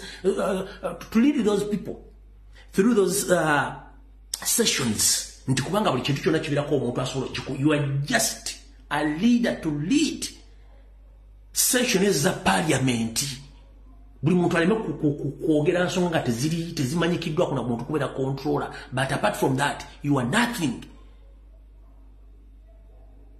Oyambala empale mu like others, oli essuwaani mu like neggwe ensoji fudde nti you all over the space otukugasa nchikumu nti ayogere nonsense. That is a parliament we boogerera ensonga eziruma bannayuganda. Kakadde mu kawulire.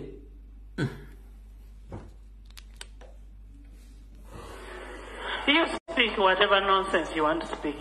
Yeah, I have sense, I can assure you.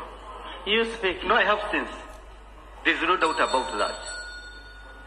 Chair, when and where is the person you're speaking to? When a member rises to tarnish the only asset I have in life, my reputation on the floor of this house, and you are presiding over, and you don't call a member to substantiate. You first we're aware that Honorable Sechuo, first wait. The person who raised the issue, where is the person? Sigenda kuzanya ka video kamalako. Olwalese ensonga zino omukyawo n'asetinga n'ayita ebintu ebire by'ekisiru mu byayitiddemu ebintu by'ekisiru. Omanyi ndabagamba dda parliament eyo dancing hall ebikolwa ebiramu byakwekwaniramu nakwewujja biwojjolo. Kyova olaba ne toileti za kantini ya parliament oba toileti za parliament zirimu wagabiramu kondom. Ekyo kibuze MP omukwano gwajja kukoolya. Kantini ne toileti za parliament zirimu kondom. Buuza MP wajjagala mbibe yayogera bituufu. Bwe bamutadde ku kikaliriro n'ayita mama Mabira Betya oba yayoba salana mu kikazi oba kyaba kitya. Omukazi mwabe yemusebe yagambye. Yiwa kinjogera nga bibino wano. Saagala munyiige. Yagambye bw'ati. Mu parliament yaffe yagambye bw'ati. Sekikuba abadde akyalumiriza engeri Parliament gy'eribudamu ensimbi y'omusolo ate Beatrice Anywa minisita omubeezi w'obutonde bw'ensi ayagala Parliament eteerewo abakyala saaluni ku Parliament banaasobola okubakolerangako nga bavudde mu jimu okukola emibiri. Thinking, Great Honourable Speaker, that we make this gym more friendly in our new building, probably for the sake of ladies, we could have a salon also established. Kino kididde abaka abakyala okwemulugunya ng'enviri zaabwe bwe zisusse okwonooneka nga bava mu ddwiro ku Parliament. Kansooke akakumyekaawo. Bamemba Parliament abakyala kuva ddi nga Parliament mugifuula yakukoleramu dduyiro. Era enviri zammwe zitiikuuka ddi mutuuke okufuna saaluni bwe bakola enviiri. Ekikola kisobola okutinkula enviiri kyakwegadanga na kujja biwojjolo. Kati gwe yala kuŋŋamba otya musaba babakolere saaluni ku Parliament babatereko gym. The end of it babatereko ne okuwummulira. Mutugambe lumuntu Parliament mwagifuula dancing hall batekeko loogi n'ekyo kiggwe kubanga nakyo proposal. At the end of this video Anita Mongi yagamba bagenda teekawo ne resting rooms. Nkubuuza mukyala Mabira kuva ddinga ovewo mu njuyo nojja abasinga obungi muli bamemba ba jimu ezenjawulo okwetoola constituency zammwe. Parliament yafuuka dijimu oba mwateekamu dijimu kubanga tukimanyi Parliament mu nsi yonna. Parliament zi Parliament ng'oggyeko kantini okubeeramu tekatini baliramu emmere. Tekirizibwamu sime exercise jimu zibiki mwajo. Nemwe kiki mutufu eggwanga mulifudde ki? Parliament mugifule lumuloogi ebyokutesa mbiveeko nebyo nga temukiikirira abantu biveeko temukiikirira abantu bitu byakwepicha simple as that. Gutusobola kuŋŋamba bakubuuza about corruption handshake milioni 5 n'oyita ono omukazi Beatrice Anywa mama Mabira asooka gembu simanyi twetaaga saaluni twetaaga jimu kuba tuvudde enviiri zaffe nga zitinkuse. Mukozesa nviiri mu jimu. Beatrice Anywa mu jimu mukozesa nviiri kuva ddi waliwo mu Parliament y'ensi yonna nga lyo jimu. Waliwo lumuzi gye muwummulira. Babasindika kugenda kukola mibiri na kola nviiri mu Parliament.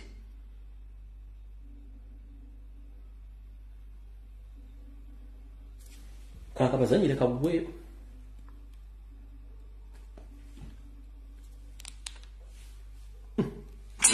Speaker agumizza nti ekizimbe kya paalamenti ekipya bino byonna byakusibwako. We can have a salon, we can have everything. In the new building, by the way, you'll have everything. Just be rest assured. Even when you want to rest, you'll always have a resting place. Download the app on app. Mubere kushuwa deal ekizimbe ekipya mujja kubeera mu gym, saloon ne wokuwummula. Naye nga ayogera ebyokuwummula era atunula byakuwummula byerere. Yennyini abyogedde awadde assurance atunula byakuwummula byerere. Kuba she's normal there.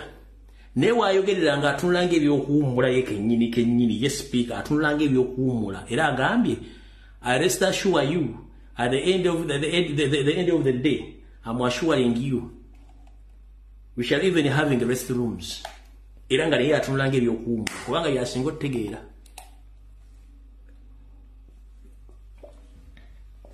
That is Uganda for you. Kiti kyali parliament. Eulogy.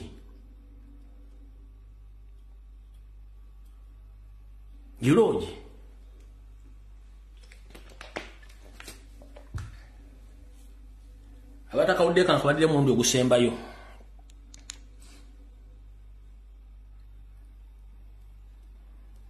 Mujja kutya. Kali wakko yangu wanaawe tugenda abantu baagala kuva wano.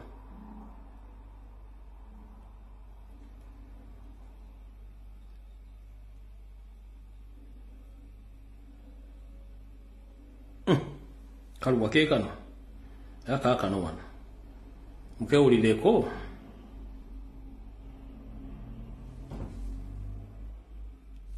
Sekikuba abadde akyalumiriza engeri paalamenti gy'eribudamu ensimbi y'omusolo ate Beatrice Anywa minisita omubeezi w'obutonde bw'ensi ayagala paalamenti eteerewo abakyala saaluni ku paalamenti banaasobola okubakolerangako nga bavudde mu gyimu okukola emibiri. Thinking, Great Honourable Speaker, that we make this gym more friendly in our new building, probably for the sake of ladies, we could have a salon also established. Kino kiddiidde abaka abakyala okwemulugunya ng'enviri zaabwe bwe zisusse okwonooneka nga bava mu ddwiro ku paalamenti. Sipiika agumizza nti ekizimbe kya paalamenti ekipya bino byonna byakusibwako.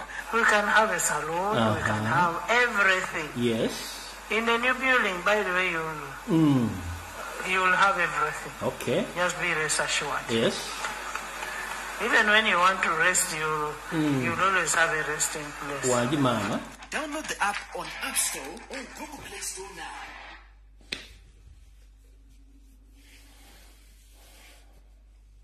Uganda zaabo nga sigga omusima. Naye singa musisajja n'akazingako akantu ako nga temuli bantu baffe bategeera basigadde munane muzikirira muli. Etuma nti yo generation eweddewo.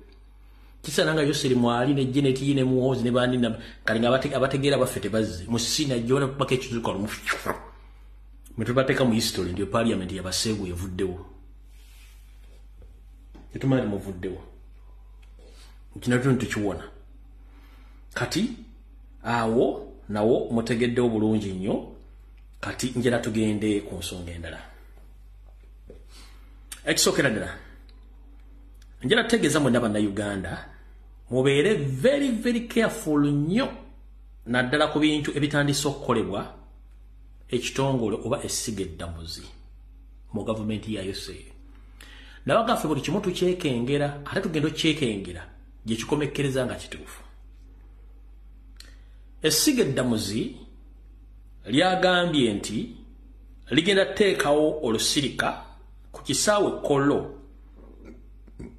mwe ligenda okuyitira abantu bonna abemulugunya ku nsala y'abalamuzi abasalira emisango bubi era mujje n'obujulizi bwammwe ku kisaawe Kollo bale kye bagenda obbakolera nga bino biyinza okubeerawo kunoza ku Mande jjanjayira kuga muganda wange mu gavumenti ya Museveni sigaza obujulizi bwo very soon gavumenti egenda kyuka togeza n'ogende Kollo besimanyi ekitongole kiramuzi kyayisa abantu bebasalira obw'emisango n'abalina obujulizi obutaatekwa mu kkooti ojja kuba wakabuwayo nga tunatu Airtel House wali obanga otuusewo bakunyiga ekiro togeza n'otwala engalabi yo sigaza obujulizi bwo oba kyapa kyo oba ndagaano yo oba omanyi omuntu gubatta nga olina obujulizi ng'aliwo sigalira totagana genda mu gavumenti ya Museveni kabaita akanyeebwa super ani gogenda okuwako obujulizi obwasigale batawaluli lwaki luli babugaana mubeeremu amagezi abantu abakulu mutegeere bulungi nsi gye mulimu nkyankalamu kola abasajja tebagaleka bujulizi mabega kati judicial bayagambye mugende abe mulungunya ku balamuzi gogende omulunguye ku munyamuzi nti yakusalira bubi ng'olina obujulizi guhe ekyo nakyo nkimanyi sigenda kirwako. Alright, awo tuvuddewo kati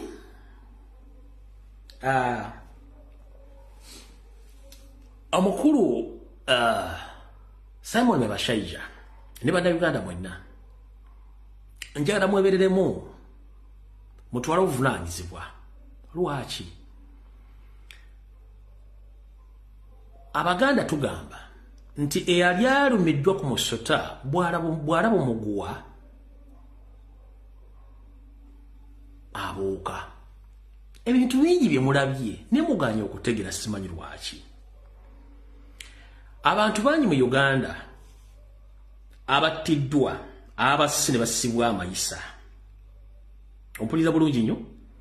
Eno gye babayiseeko kuwa obujulizi bagiise judicial bagiise nganaku z'omwezi ndinako. Whatever it is, nenga kya Monday gwe tofaayo togenda sigala ewaka tuwaye obujulizi. Abantu bangi bazizza emisango naye abasinga obungi mujjukira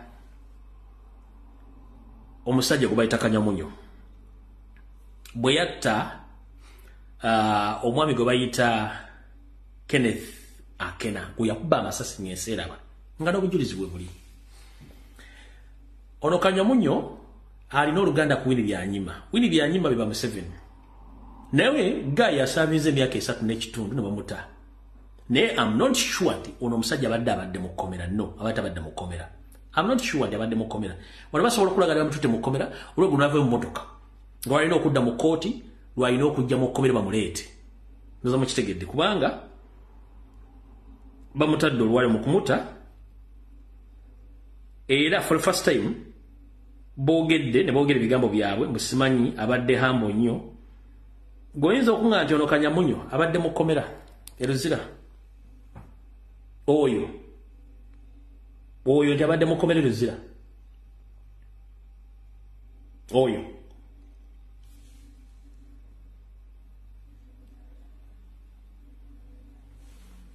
nti abadde mu kkomera eruzira oyo.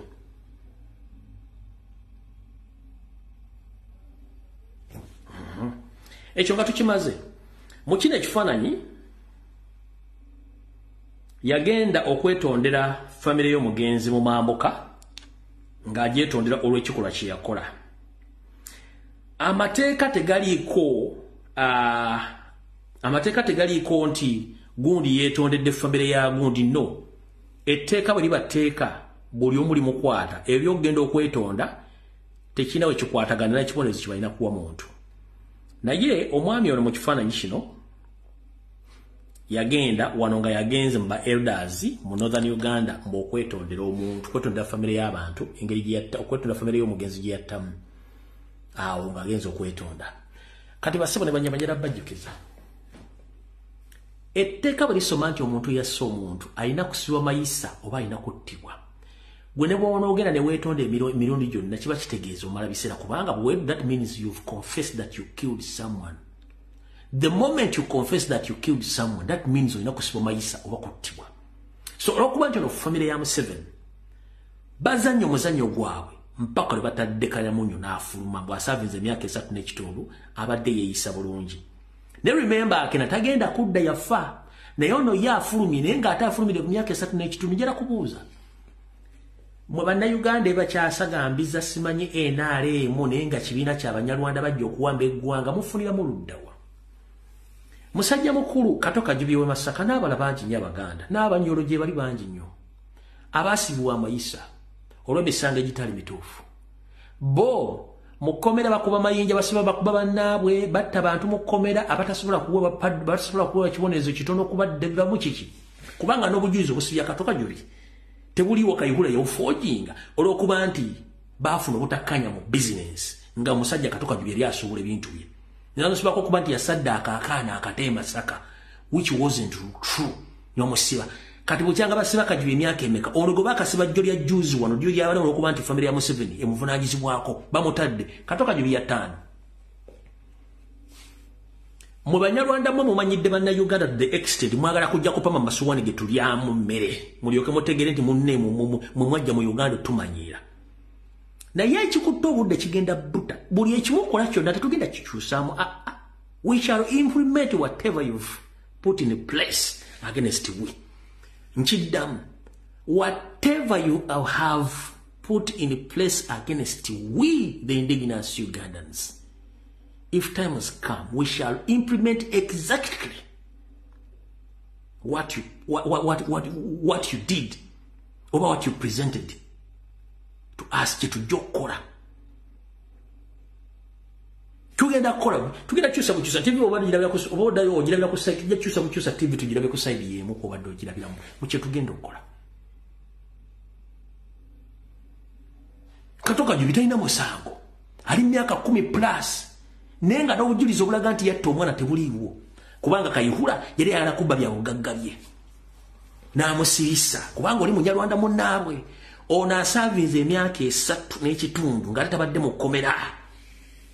Nga Ddula bwe nabaga ne badde presenting Ddula waali taliiwo.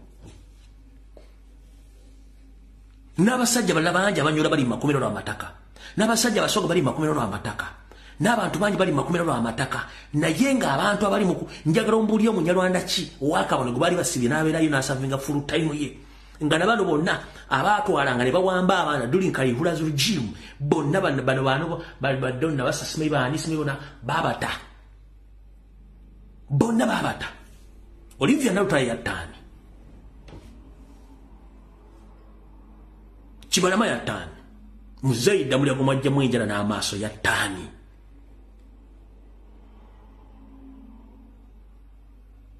Kayira ya 5. Sapira na Kizito Lwanga ya 5. Sheikh Nuhu Muzata Bate ya 5.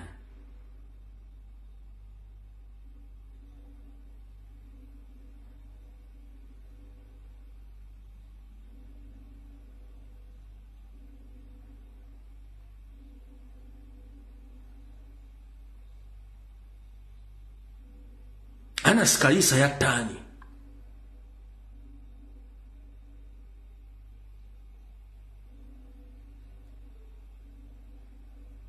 Because tumwagala bagambako. Ono omusajja mukulu Jumba yavayo buvye kwogera nti nze byeko by'okutuchulugunya abantu mbikoye mugende mulonde bulungi. Mwamutwalira masiki yabo twanga mu obuto omusajja atunaafa. Nyebaga wa munzite nze nkyogedde.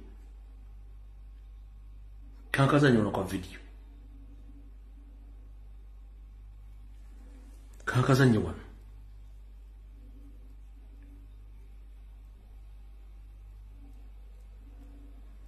Waye dungu bani?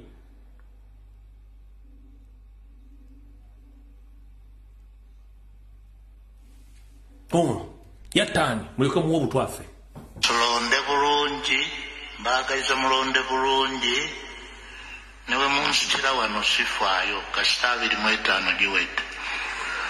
Naye buli omu afune right ye ne freedom ye amanye kyakola akikole n'obuvunaanyizibwa tufune obukulembeze obulungi. Omukama abeere na mwamu obutone mutta dungu yali abakoze iki?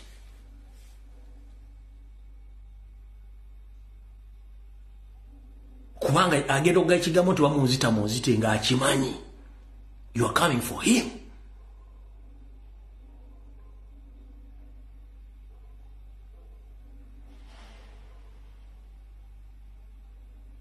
Goloza mugenda kutta abantu abategera mu nsi mutulekere mweze enkwaya ajuza mmwe ezitasobola na kulooza nga zigenda okujjamu empala okufuka okweyamba.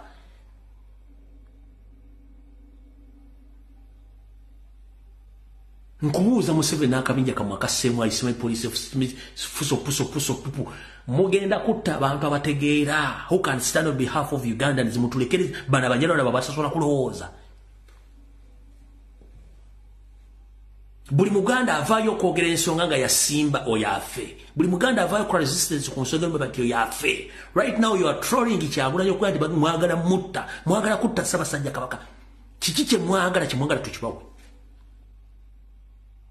muli mu kugema baana bato abatalina musango kiki nnyo babanja ki basula wammwe balya wammwe babanja school fees babanja ki ojja kusomera n'okwata omwana omuntu gw'otamanyi we yasuze n'omugema ofaaki oli ku bizinensi y'omuntu omuteekako influence tax yaki risiiti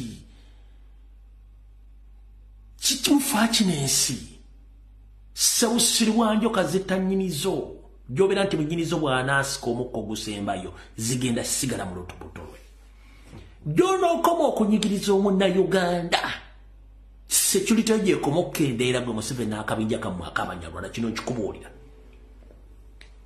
nze sikyatya ensingira bino Katonda gy'ampaddeko ngibawadde kubanga singa nali singa sikyayogera naye gye munaakoma okuyigiriza munnayuganda akola bizinensi asomesa abaana aliisa abaana azaala asuubula ayogerera eddembe nga mubatiisatiisa security yammwe gy'ekoma okukendeera mula abantu kubasinikira mannyo mbabaagala tebabaagala nga kuwadde n'olunaku n'olumu just akasimayira baganda tokalina kalinga kamungereza ng'akwaniriza ku kisa oba ku nnyonyi akutya kapasitisimu kuba bakabasomesa naye ng'ekituli munda kitokota tekimanyi volokano ya lusozi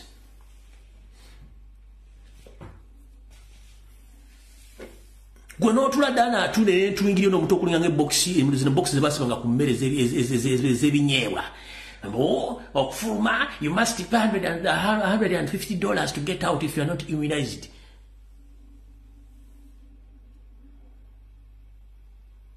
golozagala kuwangala emyaka emeka in this world you own nothing and you lose nothing we own and we lose nothing just mere time betuuse ekintu okifiirwe buli kintu kyonna kyonna ku nsi okikozesaako just a small period of time bweotuuka you go you leave each and everything behind just go to down you are bossing around kubanga oyagala sente gwosobola okutwala omwana we bamugema ng'omanyi teddagala fu kati katugende ku kitebe kya World Health Organization tuteekeyo vidiyo eno tubagambe nti kino kyebakola mu Uganda ojja kiwulira ojja kyemaanya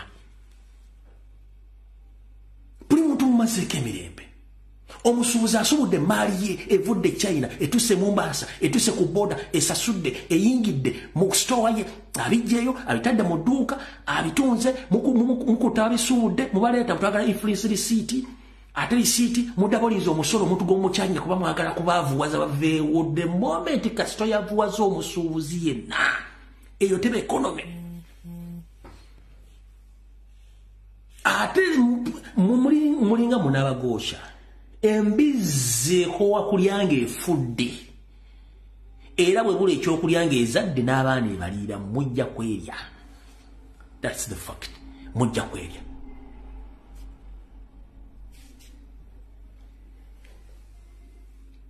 mujja kwerya ekyo tukibagamba mujja kwerya mukitegedde bulungi mujja kwerya kati wulira emisolo eno eŋŋumi yabadde egenda kunyookera Wakiso no si Wakiso naye yadde erina gyegenda okunyookera naye era ndowooza Wakiso wulira nga baagala eŋŋumi yagala kwaka wulira era nagyo bisolo biro bye tubagamba badde ku kitebe ky'eggombolola emmende mu disitulikiti Wakiso nga bassentebe b'ebyalo mu ggombolola eno batamira abawoza babadde bazze okubabangula olukiiko luno lubadde luyitiddwa okusomesa bassentebe bano ku musolo ogw'amayumba oba property tax kibasobozesa okubanguyiza okugusomesa abantu be batwala eyogera ku misolo loko gavumenti zirina okukuŋŋaanya ane property tax ng'eri kati bw'ovaawo n'ojja mu local government act Local Government Act schedule eyokutanda schedule egenda erambulula emisolo era n'ogwa property rates mwekuli mu kusooka olukiiko luno lutandise bulungi nga bassentebe bakkakkamu era nga bawuliriza buli kibasomesebwa ow'omuluka n'afuna 5% district nemupa 35% ka 35% yake tuguzeemu amazzi gano ge tunywedde era ke kateeseteese omusomo guno ffenna ne tukagabana naye property tax ebitundu 7.5 ku buli 100 bikomawo mu buweereza mu bantu abawa omusolo. Kyokka bwe gutuuse ku bassentebe okuwaayo ebirowoozo byabwe ku nsonga eno, bangi ne bakisimbira ekkuuli nga bagamba nti ggombolola yaabwe ya kyalo, kale nga tebateekeddwa kusasulira mayumba gaabwe. Ebintu ebikwatagana n'omusolo ogwo siba birina okukola kyokwa abantu bagukyawa era tebagwetaaga.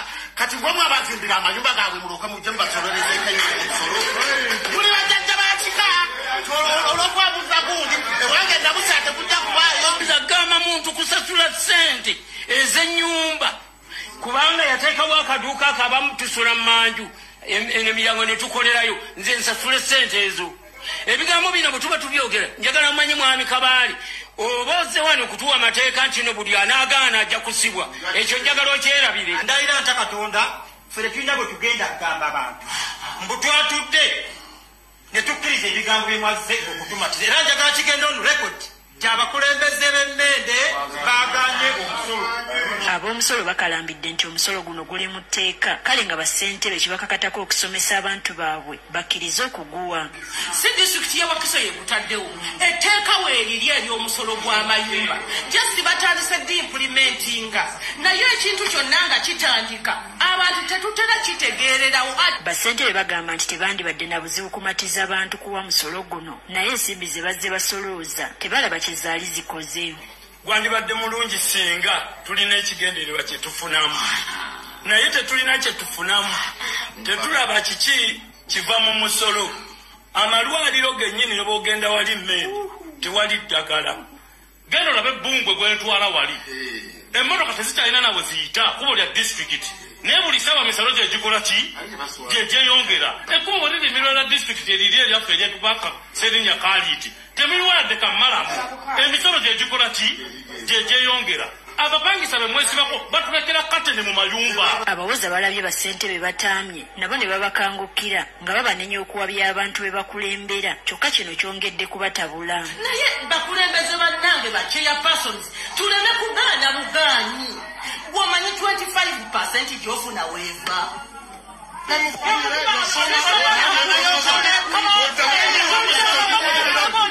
Babalagidde okwamuka ekitundu kyabwe ne babalagira obutaddamu kulinnya kigere mmindi.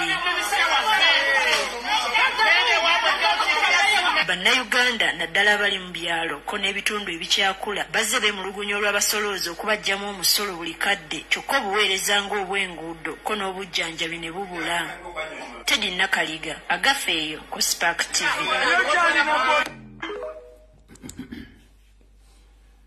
Kati buno obubaka mubiwulidde. Buno obubaka njala bugende eri Uganda Revenue Authority bame ba Parliament.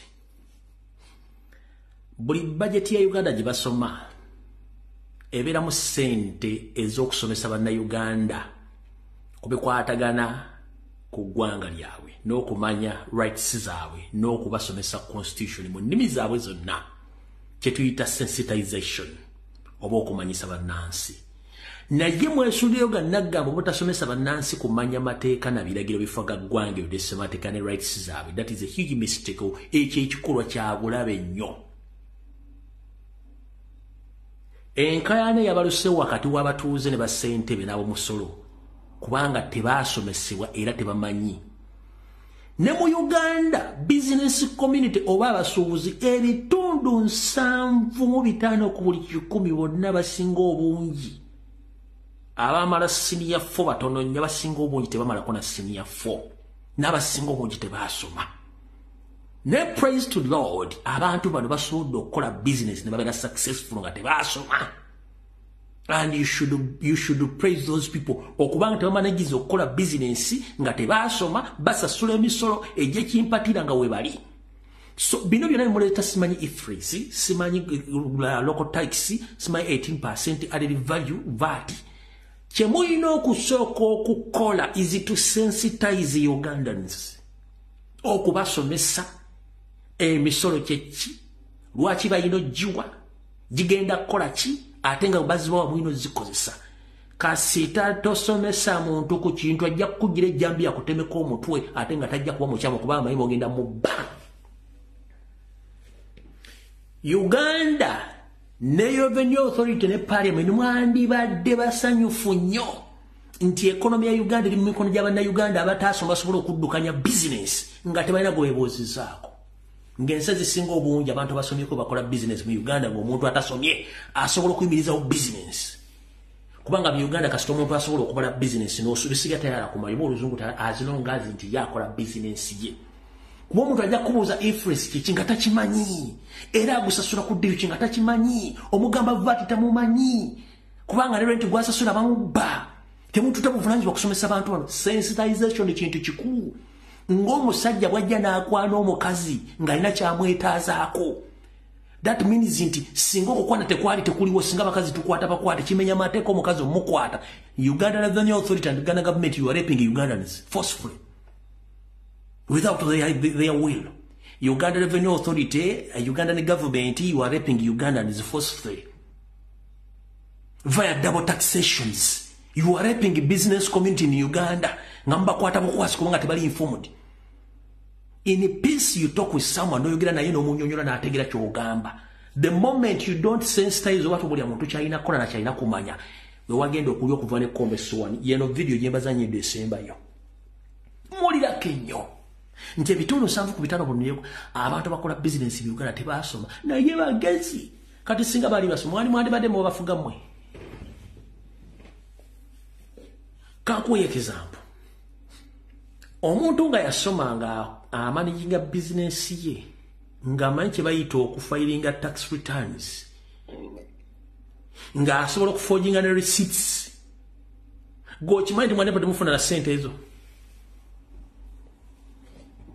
Bino byenjogerako mbimanyi. Omuntu nga yasoma nga akola business nga asobola okumanaginga business ye n'okufilinga emisolo n'okukola invoice na buli kimu ng'asobola okukyekolera n'asobola okufilinga tax returns, okimanyi nti asobola okuforginga emisolo at the end of the day nabanga yababbye bubbi mu revenue nga temukitegera. Ne mulirako ennyo abantu tebasoma bakola business mubajjako omusolo n'ekigambo kye bayita sensitization kibalemye okukola. Mutula mu office ati twatere embundu twatunga obusiru hopeless people because you are using cow mentality. You think that everyone is stupid.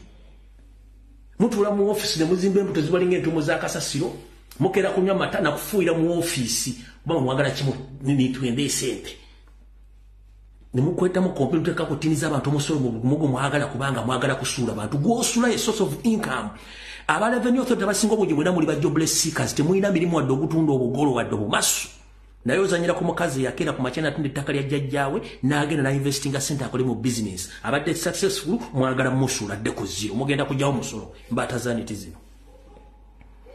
Twatere embundu twavuga zi VAT twatunga obusiru era muli basiru. K'omusango simanyi commissioner nga tasobola talina dde lodge watanadde talina wadde bantu bataano bakozesa nga naye tasuubula ng'acunya abasuubula.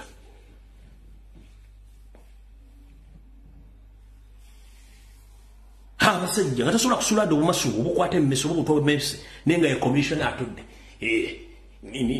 ninza commissioner ninyenda esente. Musiri wali bakwani mwezi basanga wamutudde ku week ku Friday muvuge mwoga mugene embala ne munywa bia ne muli ente ne muli buli kimu kye mwagala. Abawo omusolo bali mu kubona abona. Twatunga obusiru mwatunga obusiru mwe basajja mwe ne bakazi mwe bali mu revenue ne Minister of Health mulekerawo okusiruwalira ku bantu. That is our country. Muvamba bantu bavuma tubagamba ekituufu muli basiru.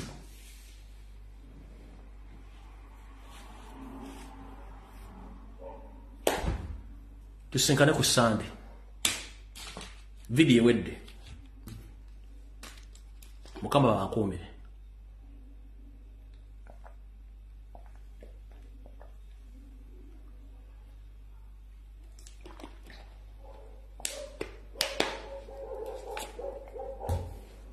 Video wedde tusinkane ku Sunday. Mukaba anaba asimye. Video wedde mutambule mirembe. Gwe kinyiziza setondera abantu kubamba gamba information ejabbanyiza abaleja basisa abala bajja gifunamu. Yabadde video ya leero bwe mbadde mukambwe awulire ngambadde mukambe mukama akusaasire. See you then. Bye bye.